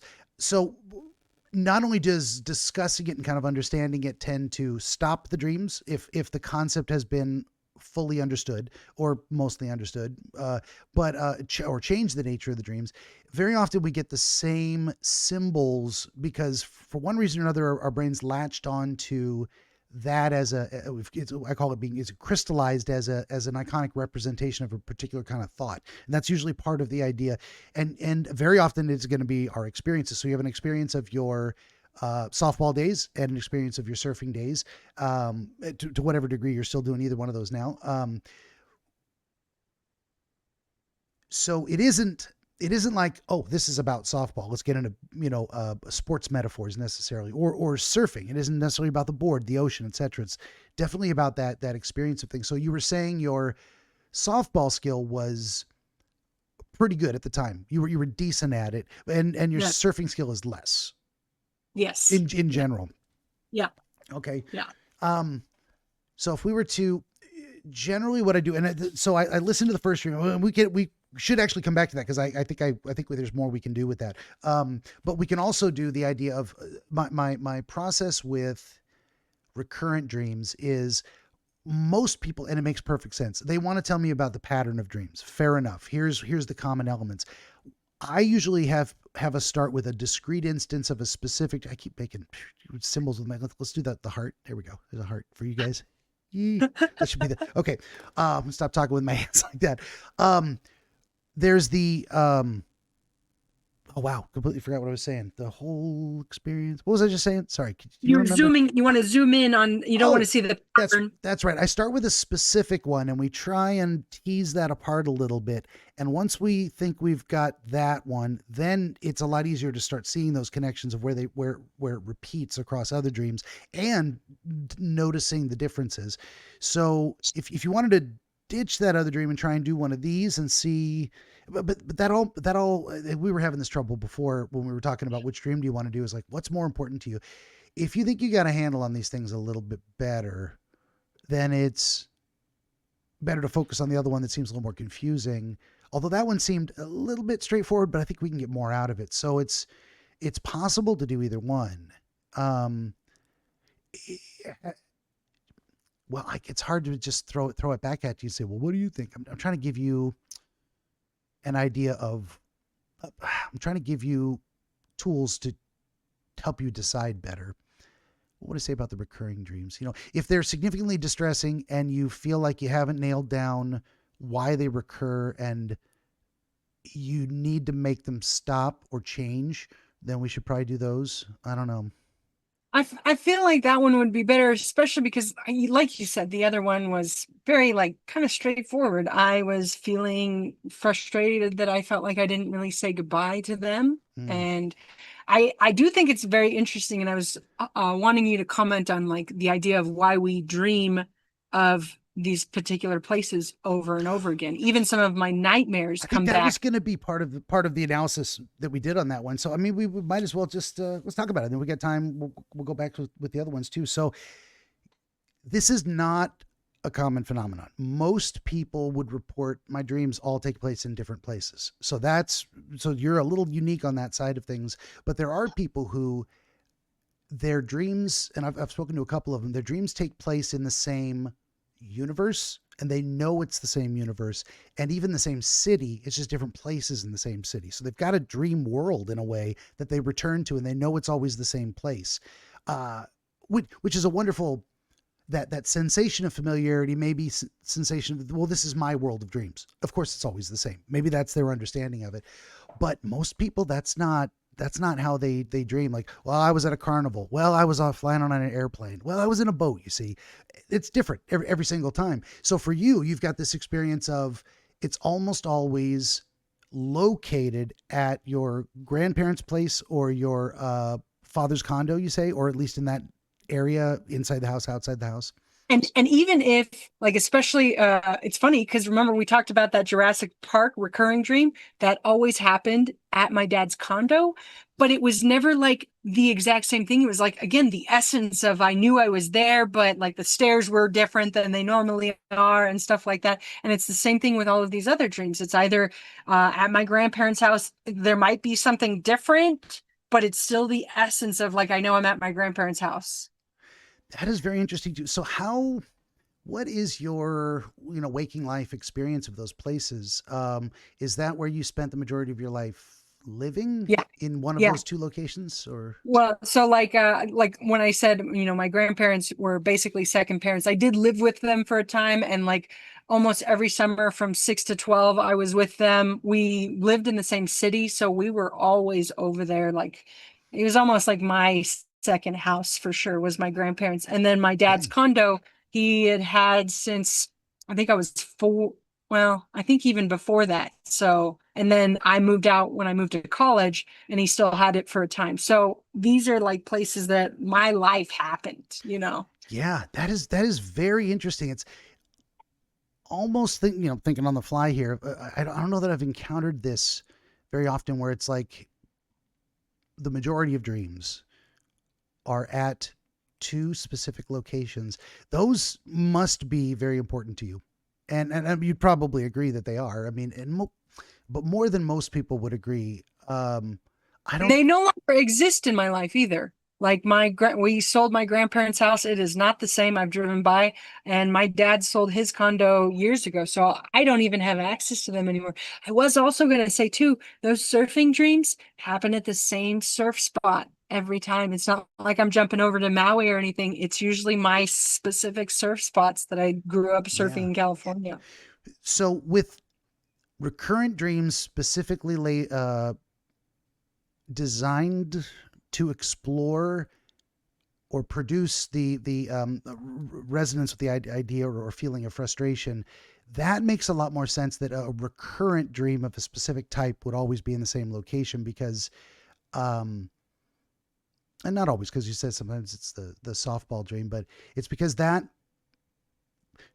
surfing is a particular kind of activity, only takes place on the ocean, and because you're having the surfing dream again, having it be at a particular location kind of makes sense. It's the total experience. Here I am back in the same ocean with the same board, with the same experience and the same emotional response. That makes a little more sense than no matter what my dream is about, it's at the same location. That's actually fascinating. I don't know that I've ever come across that before in terms of different dreams on different topics, but always in the same location. That's interesting. What do I make of that? Hmm. I did have a theory actually just popped Please, in my please. head. Yeah. I wonder if like as you're trying to work through whatever the purpose or feeling behind the dream, you need that safe, comfortable space, that continuous space of your life to explore that maybe. That is one variety of thing that I was looking for the words for is that it seems to be that kind of a place for you of like, this is where who I am was primarily formed. Like in more so than other people. Like maybe another person would say, I'm an amalgamation of experiences I had in many different locations. So if I'm going to return to lessons I've learned, it's going to be returning to who I was at that time to look at that experience again. And we're not always able to identify, you see a house in the desert or whatever, and it's like, oh yeah, that was that one guy I visited that one time. Maybe it's not a memory that stands out to you, but it comes back as an image in the dream life because for whatever reason that memory got sparked, and you're like, well, I'll borrow that house and put that in this dream. But this one, yeah. So, and I noticed when I was saying that, and this is honestly, sometimes I ramble because I like to hear the sound of my voice, but usually it's because you got a good. Oh, thank you very much. I'm just talking to hopefully say some magic word that sparks an inspiration, and you like, oh, I had an idea. So as I was mentioning that, you had a thought, and I don't know if you remember it. You were just looking away like, oh yeah. Oh, I should have stopped there and said, wait a minute, go, what do you got? No, that was I think that was the thought. Maybe me reoccurring any dream, right? And like I said, I had the Jurassic Park dream at my dad's condo. Anytime I have frustrating, even some of my night terrors that I used to have happened at my grandparents' house. So I wonder if it's like that comfort zone to explore whatever that emotion is that I need to explore in that dream. And that says something, powerful about those people in your life too, is that that is a safe space. It's not the space you were trying to escape from because there was violence, abuse, or whatever going on there. It was, this is where I can safely address these problems because I know no matter how bad it is, it's not going to be that bad. Because, as a kid, I already survived this environment. But not only that, it was an environment that was, it's not really a better way to describe it, but it was safe to explore ideas there because you weren't going to be punished for being wrong, in essence, in general, or have very bad things happen to you. So it can be, that makes a lot of sense, especially because it kind of occurred to you is that, well, let's take this idea back to where I was safe and look at it through that lens so that I can be at least relatively certain nothing bad's going to happen to me. At least the worst is not going to happen. But then, so that's the wonder though, okay? Especially for like that Jurassic Park gene. Mm-hmm. This dinosaur's coming up the stairs. That's true. That was recurrent too, huh? Yeah. So like, why would I allow, especially in a place that I felt safe, why would I allow something where I wouldn't feel safe What just occurred to me is that, so if we, again, broaden that out meta style, you're in a place that would typically be safe, that has been historically safe, that you rely on to be a safe place. And something happened in your waking life where, oh no, even in the safest of places, maybe some danger can get in once in a while. I'm not completely safe anywhere. That might be the concept you're going on with that one. Or what is it? So if we were to do that dream specifically, there would probably be something related to, in my life, I had what I thought was a safe environment suddenly invaded by something dangerous, and it's still here. So this dream keeps coming back to say, there's a dinosaur on the stairs. There's a dinosaur on the stairs. Are you paying attention? Look at this dinosaur. It's coming. It's coming for you. You got to do something about this. So even the safest of places, and that would be probably involving a betrayal of trust, where you thought you were safe and suddenly the world got flipped and you're like, oh, I'm not safe at all. When I say all those words, does something come to your mind about specific scenarios and why that dream might have been happening? Well, so obviously, like I said, in understanding my clients where they've been through, I also do a lot of self-reflection as well. And I kind of rooted back to the type of behaviors I was exhibiting, which led me to that toxic relationship. And one of them was a fear of abandonment. And I was like, wow, where does that come from? Oh, right. This is nothing against my parents. I love them very much. I have very wonderful relationships with both of them. And I have grown with both of them as well, being an adult with them. But both of them have left at one point. Now, not saying like left and we're like, screw this, I don't want to be a parent. They just both moved away at some point. And as a little kid, I didn't understand that. So, and it wasn't for long periods of time, right? Mom was gone for 6 months. Dad was gone for a year. I visited them. I talked to them on the phone all the time, but these were the key times when I like also hung out with my grandparents. And so like, again, I don't blame them, especially now as I'm engaging in the idea of potentially having my own kids. I can understand like, oh man, I went from not being a person to now I'm a parent and that's all I am. Like, so I don't blame them anymore, but I know that still sits there of the fear of being left, the fear of not being enough. And that would push somebody to leave. And I still am working on it, right? I don't know if that's something I will ever get over. It'll be just something that I work through, like a mantra. I tell myself like, hey, doesn't matter. I've already proven to myself that I can be fine on my own, even if people leave. And people will leave because we're all going to die at some point. Yeah, oh yeah. Just hopefully when we're old and we've had the experience, that's the hope. But it's funny, we all have this unrealistic idea that for some reason we're the one person that's not going to die.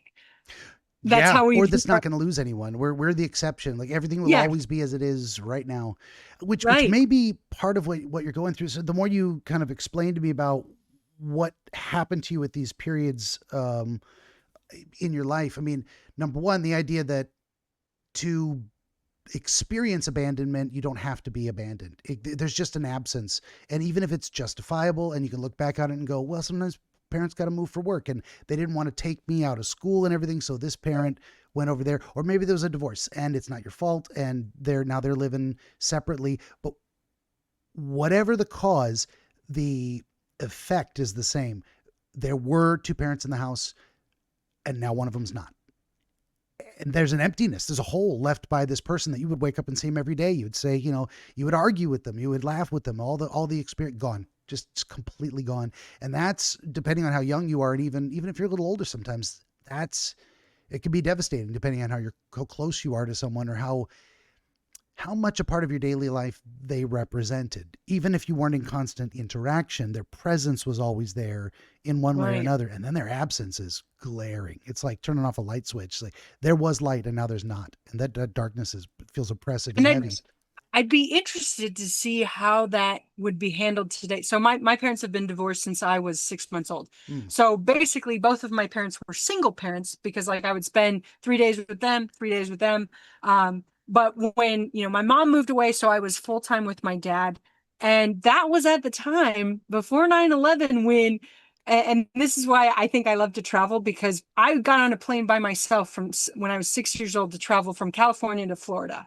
That was the thing. They would have an adult drop you off. You would be monitored by the staff, and an adult would pick you up on the other side. Unaccompanied minors, it was a thing. And they could walk you all the way through to the terminal. Like I literally said goodbye to Dad at the gate. The flight attendant took me to my seat, and then I got off, and Mom was right there waiting for me. Obviously, can't do today. No, you kids who are as old as 25 have no idea what life was like before that. I mean, I was born in the 70s, so I knew the world before the internet, before cell phones, before all this stuff, before the TSA, before 9/11, before any of that stuff, and it was a different world. Yeah. It is a different world, and that's where I would wonder too. Like something experiencing like that, would it have been different if we had FaceTime, where I could literally see and talk to my parent every day? And like I don't have a lot of memories of both of those times. I don't know if that's me blocking it out, or as you get older, you have way more memories that overlap on it. Yeah. But I don't know how often I called them. I know I visited both times, both parents at different places. But so I just would be curious if that experience happened today, and if we had the capabilities of FaceTime, would I still feel that same emotion? Well, for all the problems with social media and technology, it's tremendous tools for maintaining connection. Sometimes too much connection, but they are connection tools. And the other thing too is that as a kid, you probably wouldn't have the understanding, oh, I miss my parent. It is important that a child have their parent in their life. We're not thinking like that. We may not even acknowledge to ourselves, I miss them, but their absence is felt. It's one of those things where it's just like, so I'm thinking about the other thing. It's two things that came into my mind with this, considering the totality of your circumstances. One is that you're describing what was unstable in some ways, or absences, stressful circumstances, but an otherwise generally stable and predictable world between these two households. This was the experience of your childhood, and it was good for what it was, and you're appreciative of it, and you think fondly of it. It isn't like, oh my God, I never want to think of that place again. I had the most horrible experiences of my life. That's actually probably one of the best times of your life, where before you had the worries about, oh yeah, I should probably spend more time with my parents because I'm going to miss them. They'll be gone someday. So that then led me on to the other thing, is that you're probably returning. There's a good chance that part of what you're experiencing is I want to say unresolved trauma. That's way too vague, but that you haven't fully made sense of that experience. And so you're returning to that environment to process everything through that lens because you haven't. What am I trying to say? It's crazy to say you've been studying abroad for months at a time. But Well, I wonder if go ahead. I've been writing it off, understanding the perspective of my parents, but fighting not to feel how it was for me as that 6 or 9 year old. That's what I was Like, going towards, the idea that there's still childhood experiences you haven't fully processed. So, but then I was trying to tease that apart from the idea that this is one of those logically contradictory type of things. It was your experience. It was the safe and stable place of your childhood, and it wasn't that stable at all. And the experience of absence was permeating through it. So you're getting a lot of, you may be referencing everything you experience in your entire life since then through that. Let's go back and look at it. What does it look like from my most basic understanding of the world itself? This is how the world is. Never forget, this is what the world is. This is what it looks like. This is now my caveat to that is that isn't the typical experience of most people. We all had a childhood. We all had a childhood home. And why is it for you that you need to see that or show yourself that or reference everything through that lens? And that may not be an answer you can give off the topic. Oh, I know, right? Let me tell you. But I think that's a direction to look in your future musings, is what are you hanging on to there? And part of it is just what you said, of coming to terms with the idealized version of it in your rose-colored glasses view of your childhood, but then also letting yourself feel the negative sides of it too. And what would Jung would say, accepting your shadow side in a way, all the not great things about you that might have also come out of that no one wants to acknowledge. But if you can't, you either acknowledge the shadow or it controls you from the shadows in that way. I don't know. This is, and I don't have a lot of answers on that, but I'm setting up a beacon to say there's something over there. There's like there's a lighthouse in the fog. There's something you need to see in that area, and that's why you keep showing it to yourself. I wonder if it's something to do with like resilience, in the sense of, If that's what came to mind. So something that I'm also still trying to teach clients as well, and this is something later down the road, but regret can really eat away at you, right? Oh yeah. And especially experiencing a toxic relationship for 8 years. And when you start to understand your culpability in there, like you could have walked away. I mean, granted, there are a lot of neurological things happening that prevented you from walking away, but there was always still a choice, Mm-hmm. no matter how hard it was. But there's that regret of, I just wasted 8 years of my life. I wasted 8 years of my youth. My 20s were gone because I spent it with somebody who made me feel caged. Mm. But I come back and I'm like, well, if I had not gone through that experience, would I be who I am now? Would I be where I am now? And I love who I am. I always will have things to work on, as everybody will. But for the most part, I love who I am. I love my fiance. I love the fact that I live in an RV. And would I have gotten to this point if I had not gotten through that experience? Would I be able to be a toxic relationship recovery coach if I hadn't been through it? And Mm-hmm. so I'm wondering too, if I maybe overshadow the experience with this optimistic view. Like, for instance, I don't ever really view my parents' divorce as a bad thing. I almost think of it as a good thing, because now I have a relationship with both of my parents as like beyond being just their child, because each time it was just me and them. Like, it was me and mom, or it was me and dad, and I had their sole undivided attention was on me. And because they were divorced, they were able to do that, and then also be a person who didn't have a child for 3 days. So like, I have all these benefits, these ideas that because I went through all of these things, I'm resilient, I'm stronger, I'm the person I've become. But am I overshadowing the pain that I felt by being so optimistic, and I'm pushing that down? Yeah, very well could be. So what am I trying to do with all this? And I try to, so we go through the dreams and we talk about them and we try and get an understanding of that experience. And then I also like to try and specifically tie it back to, okay, what's the precipitating event in a way? What were you experiencing that made it necessary to have this dream, to understand that experience? And then sometimes in there that also gives a path forward. So what I think, and then specifically with recurring dreams, if we really did touch on something important, the experience of that, the proof is in the pudding. The experience of the dreams will change or cease in the future.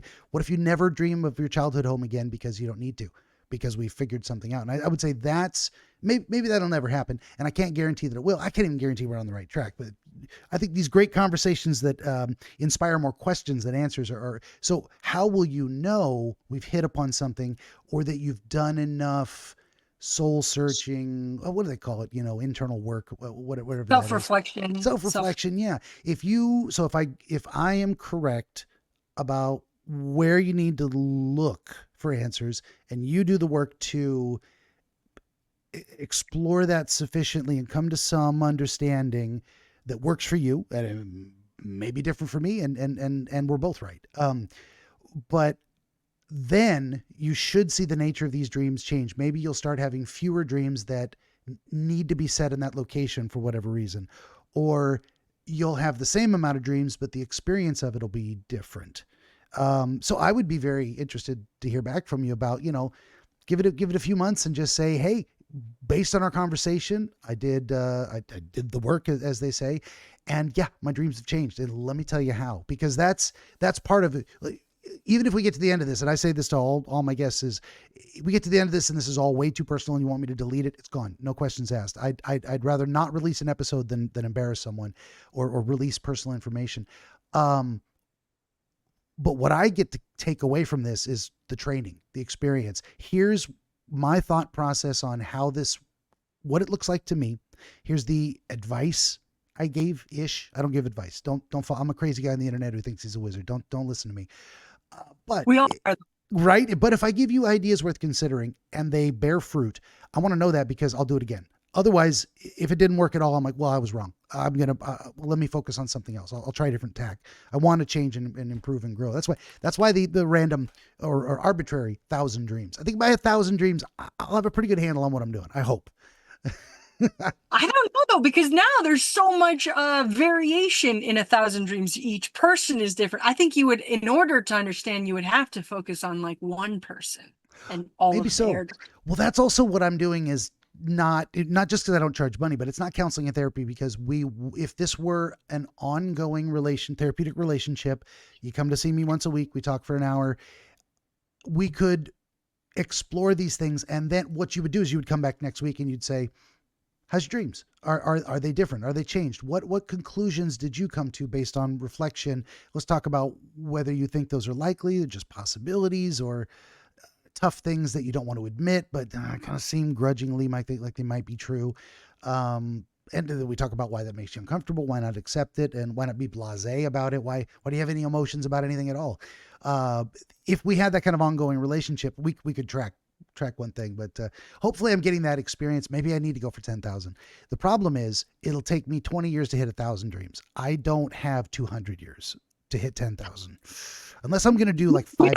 We don't know yet. Well, maybe. It could keep alive. That's true. There's some people who say that if you are under a certain age today, you will most likely live for hundreds of years, that we're going to figure that out. I'm not sure I believe him, or if that's wishful thinking. They're afraid they're going to die, so they believe anything.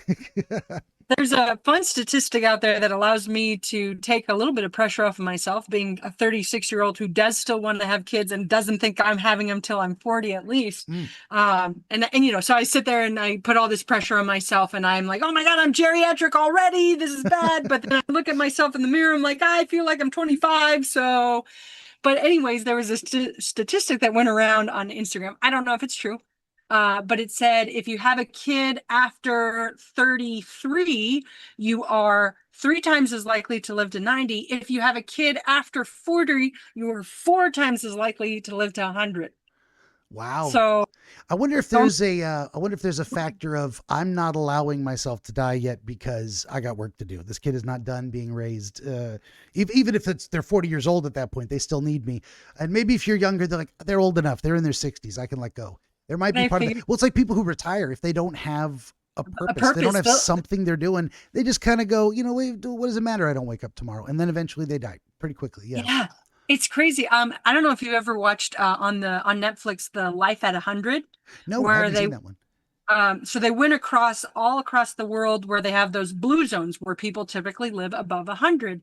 And they were trying to understand because one's in Japan, one's in Costa Rica, one is in like on Sardinia, in the island in Italy. And then there's two in the US. Unfortunately, we only have two. One's up in Maine and the other one I think is down in Utah. Mormons must be doing something right. Right. Maybe it's no soda. That's what it is. No soda. But they were trying to understand the commonalities. Like these are all different places. Sorry, the light's changing on me. There we That's go. okay. That might be better. Yeah. But so there were all these different factors, and they realized one is purpose. These people who live above 100 have purpose. The other one was gardening. There's something about your connection with the earth, along with the fact that you know what you're eating because you're growing it yourself, kind of thing. It's probably parasites. Yeah, exactly. I mean, it might be. Yeah, What do I know? Yeah, exactly. And then there was like community as well, but purpose was the big one, right? If you don't have a purpose, what is the point? Yeah, absolutely. Well, it's like if you don't have purpose, what's the point of doing anything ever? Why get out of bed in the morning? What are you doing? If you're just working to put food on the table so that you don't die, I mean, you can only keep that up for so long. If there's nothing you want, if there's nothing that inspires you, nothing you're trying to accomplish, whatever it is, just almost anything will do. Just don't make it a bad thing. Just don't have a purpose to hurt somebody. That's not a good thing to live for. You could go ahead and stop eating if your purpose is to eat. I can't say that. If your purpose is to hurt somebody, can I give that? I am not a doctor. This is not medical advice. But yeah, I think we could probably talk about this and so much more for longer and longer. We're heading up, but we've got about 2 hours of this. It always goes longer than people think, especially if we get on a roll. But I'm gonna let you go here pretty soon. I think we've done the best we can with the material we had for the moment, and I think it gives you a little bit of an area to focus your attention or thought on, and let it percolate in the background as you're doing other things. Like, what about that? But this, like I said, this has been a fascinating. It's not often. A lot of dreams are straightforward. We just tell a story and we talk about it and it's all good. And then sometimes I get thrown a curveball and I like that. I want to see something I've never seen before, or at least something unusual enough that I go, I don't know what to do with this. Now I've got a whole brand new door open to me of like, I didn't used to be like that. I used to be like, if there was any hint of incompetence, if I was unable to rise to the challenge, I hated it more than anything in the world. And it made me feel horrible and I never wanted to do it again. And now I'm more like, I kind of live for that. I kind of live, show me something I've never seen before. What is this? Now I'm excited by it. I love it. That's changed. It's funny that you're talking about this because I'm currently reading the book Learned Optimism by Dr. Martin's. The opposite of learned helplessness, of course.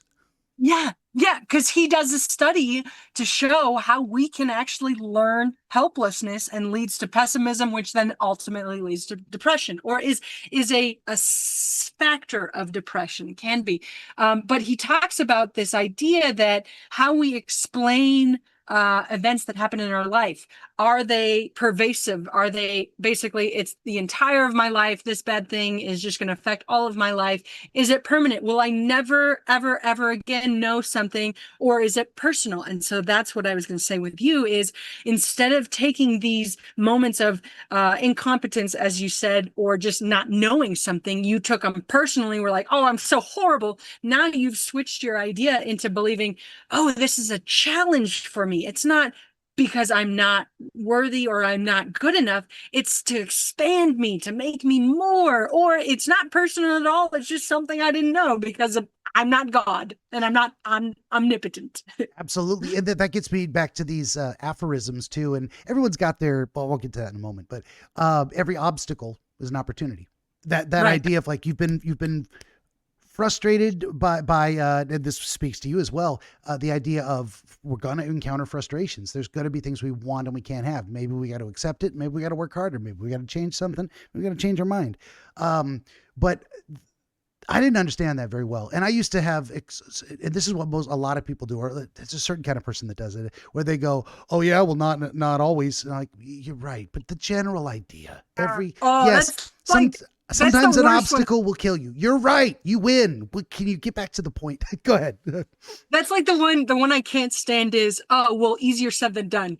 Well, so is absolutely everything. Unless if for some reason your mouth is sewn shut, then yes, literally everything. But come on, like. Yep. No, exactly. Well, that's why explaining the aspiration, because there's so many people who I think they miss the point of these things. They get derailed into and maybe some people are just contrarian and they like arguing on the internet. Fair enough. But if you put out things that and I used to, it's also, this is my personal journey. I used to be a lot more like that, of where like, I didn't like platitudes. I didn't like things, because I thought they were superficial and they're just things people say. And then I started thinking, well, actually, if you understand them properly, they really do mean something specific that should be useful to most people. That's why we keep using the same phrases over and over again, to the point that they become platitudes. What you don't want to do is use them in an empty manner. You want to use them specifically when the situation demands and someone's ready to listen. Well, and that's the one that always got me, that now as an adult has really hit me even harder, is if you believe it, you can do it. Whatever you believe, you can do. And it's like, your parents tell you that and you're just like, yeah, whatever. But it's like, if you focus on it so much and you believe it and you practice it every single day, then it has to happen. The odds of it not happening are much lower. So it's like that platitude now speaks to me more as an adult than it did when they were obviously perhaps saying it meaninglessly, empty, but yeah, some people don't know what to say. They know the idea that's been encapsulated in that phrase, but they don't explain it very well, or they're telling someone who's not ready to hear it. Sometimes I think there's better ways to say some of those things, but there aren't ways that are easily memorable and pithy like that, where you get it in like 3 words, or easier said than done, 4 words. But also sometimes those phrases can be an epiphany as well, where it's like, wait a minute, everything is literally easier said than done. And that's not a contradiction that's not showing why it's meaningless. That's showing why it's powerful. It's one thing to just say, I'm going to do something. It's another thing to do it. Actions speak louder than words, that kind of thing. It's like easier. Right. And those go together. Those two different, there's so many of these aspirational aphorisms. Go ahead. Right. I had one, and I didn't realize too, because in high school, one of my principals would say on the intercom, right, probably before we started doing video daily announcements, but he would say, okay, and have a great day, or not. The choice is yours. And we would start making fun of him, as high school, kids do. We'd be like, every day. But one day it hit me. It's like, oh my God, it is my choice. I can choose to focus on all these negative things and just go into this wormhole of negativity and have this awful day. Or I can choose to say that 10 seconds doesn't rule the rest of my day, True. And then you get as I was saying, the contrarian people who go, no, what if something really, really bad happens and someone dies? And I'm like, yeah, the exception is going to happen. But mostly your attitude, the attitude you bring to something, is going to determine your experience of it.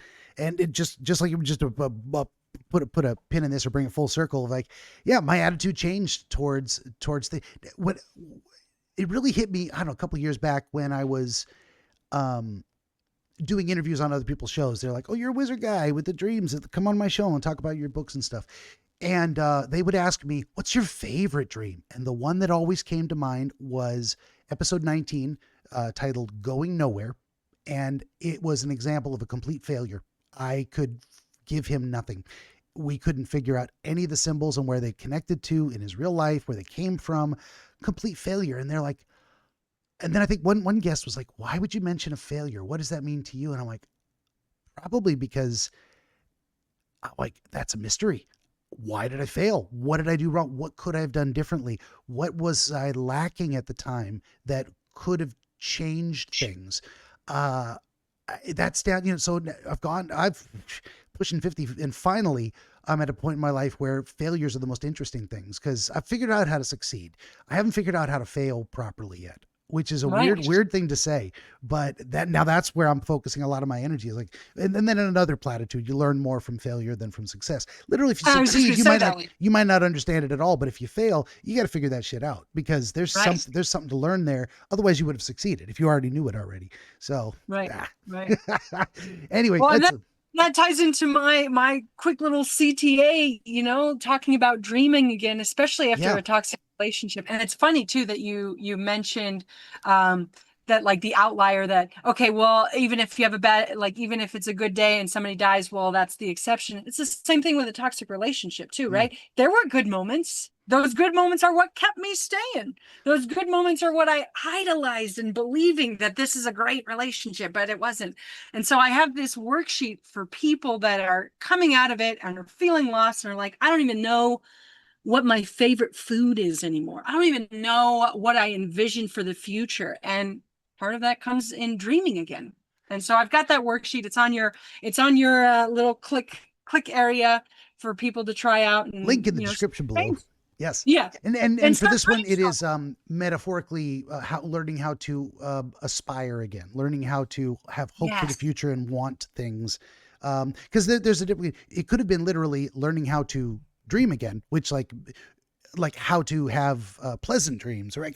Who knows where you were going with that, but it is more along the lines of the allowing yourself to dream of the future, to fantasize about, to feel that you deserve good things, and then look at what shape that might take, and then allowing yourself to put the effort and energy into pursuing it. That's a huge thing, especially when a relationship fails and you have to accept, well, it was partly my fault because I didn't read the warning signs. I let it go on too long.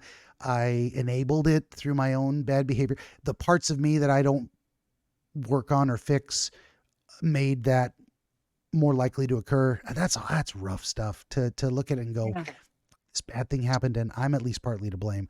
It's terrible. Good news, bad news. Yeah, you're partly to blame. Good news, you can do something about it. You don't have to if it was a pure accident of a meteor fell out of the sky, wrong place, wrong time, nothing you could do. You're dead. But if there's something you can do, you don't have to go through that again. That's one of the biggest things of accepting responsibility without victim blaming, so to speak. We don't want to go there. It's not all your fault. A little bit over here in some ways, just what you can control. But we'll probably leave it there. You feel like we've had a good conversation? You ready to wrap it up? Honestly, I always enjoy the conversation, and when I have people that it's like, man, we could just go we can do another hour. Yeah, that's the best.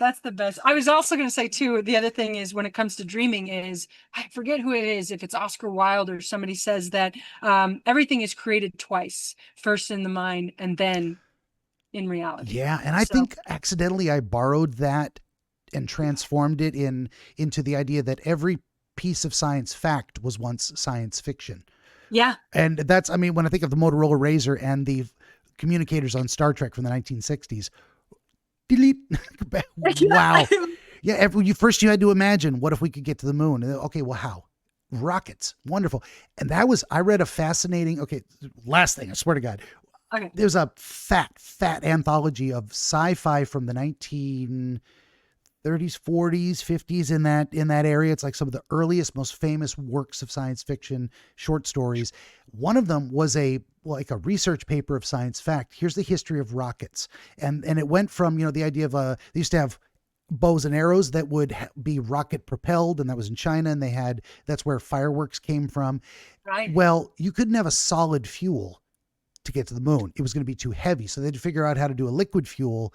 And, there was a whole scientific development, a fascinating read. I'd never thought about it. Yeah, someone had to invent rockets. The technology just didn't exist. And then one day it did. And now we're like, oh yeah, we go to the moon, we go to space all the time. And 100 years ago, they had no concept this was even possible. But someone was thinking about it. Someone was writing, Jules Verne, Journey to the Moon, or whoever did that one. Yeah, things. Okay, that's enough. That's actually, we could, like I said, we could go on forever. So, well, that's how our chemistry is great. That we could just go. That's good. We'll have to have you back. So certainly and please do. I'm very serious. Keep me, if you feel like it. No pressure. If you forget about me entirely, no skin off my teeth. I wish you the best. That happens. People just get busy. The experience stays with you, the benefits of it, but the person fades away. That's perfectly fine. I'm not here for me. I was going to say something. No, it's gone. Never mind. Not important at all. So, okay, let's do this. Let's actually wrap it up instead of talking about wrapping it up. This has been our guest dreamer, Heather Melville, currently near Tombstone, Arizona. She is a toxic relationship recovery expert, a former electrical engineer, and now a semi-professional nomad living that trailer life. You can find her work at healthyrelationships.info, and what is specifically linked below is at that web address is the full link is for the worksheet, Dream Again, Reclaiming Your Life After Toxic Love. I would imagine a great place to start for a lot of folks who are even thinking, what would it look like if I thought my relationship was toxic and I, am not allowing myself to think I could have something better. Of course, that link is in the description below. For my part, would you kindly like, share, and subscribe? Tell your friends. Always need more volunteer dreamers. I do video game streams Monday through Friday, most days of the week, 5 p.m. to 8 p.m. Pacific. This episode brought to you specifically by ABC Book 18, Oniro Chronologia Volume 4, Prima Reliquarum, The First of What Remains. And of course, you can find all this and more at BenjaminTheDreamWizard.com, including downloadable MP3s of this very podcast. And if you would also head on over to BenjaminTheDreamWizard.locals.com, building a community there, free to join, attached to my Rumble account. And the last thing to say is, Heather, thank you for being here. I've enjoyed talking to you. Thank you, Benjamin. Likewise, this was fun. Did we work? Were we working? I think it's crazy to think that this is work. It in that general, like an employment, like a what do they call it? Gainful employment's not the word. Anyway, it feels like play, and that's ideally. Hopefully, you can make a living just doing something that you find endlessly fascinating and entertaining. One of those platitudes. If you love what you do, never work a day in your life. I know, and they're all true. You look at it like, damn it, it's true again. So, okay, the very last thing to say is, everybody out there, thank you for watching, and we hope to see you next time. Take care.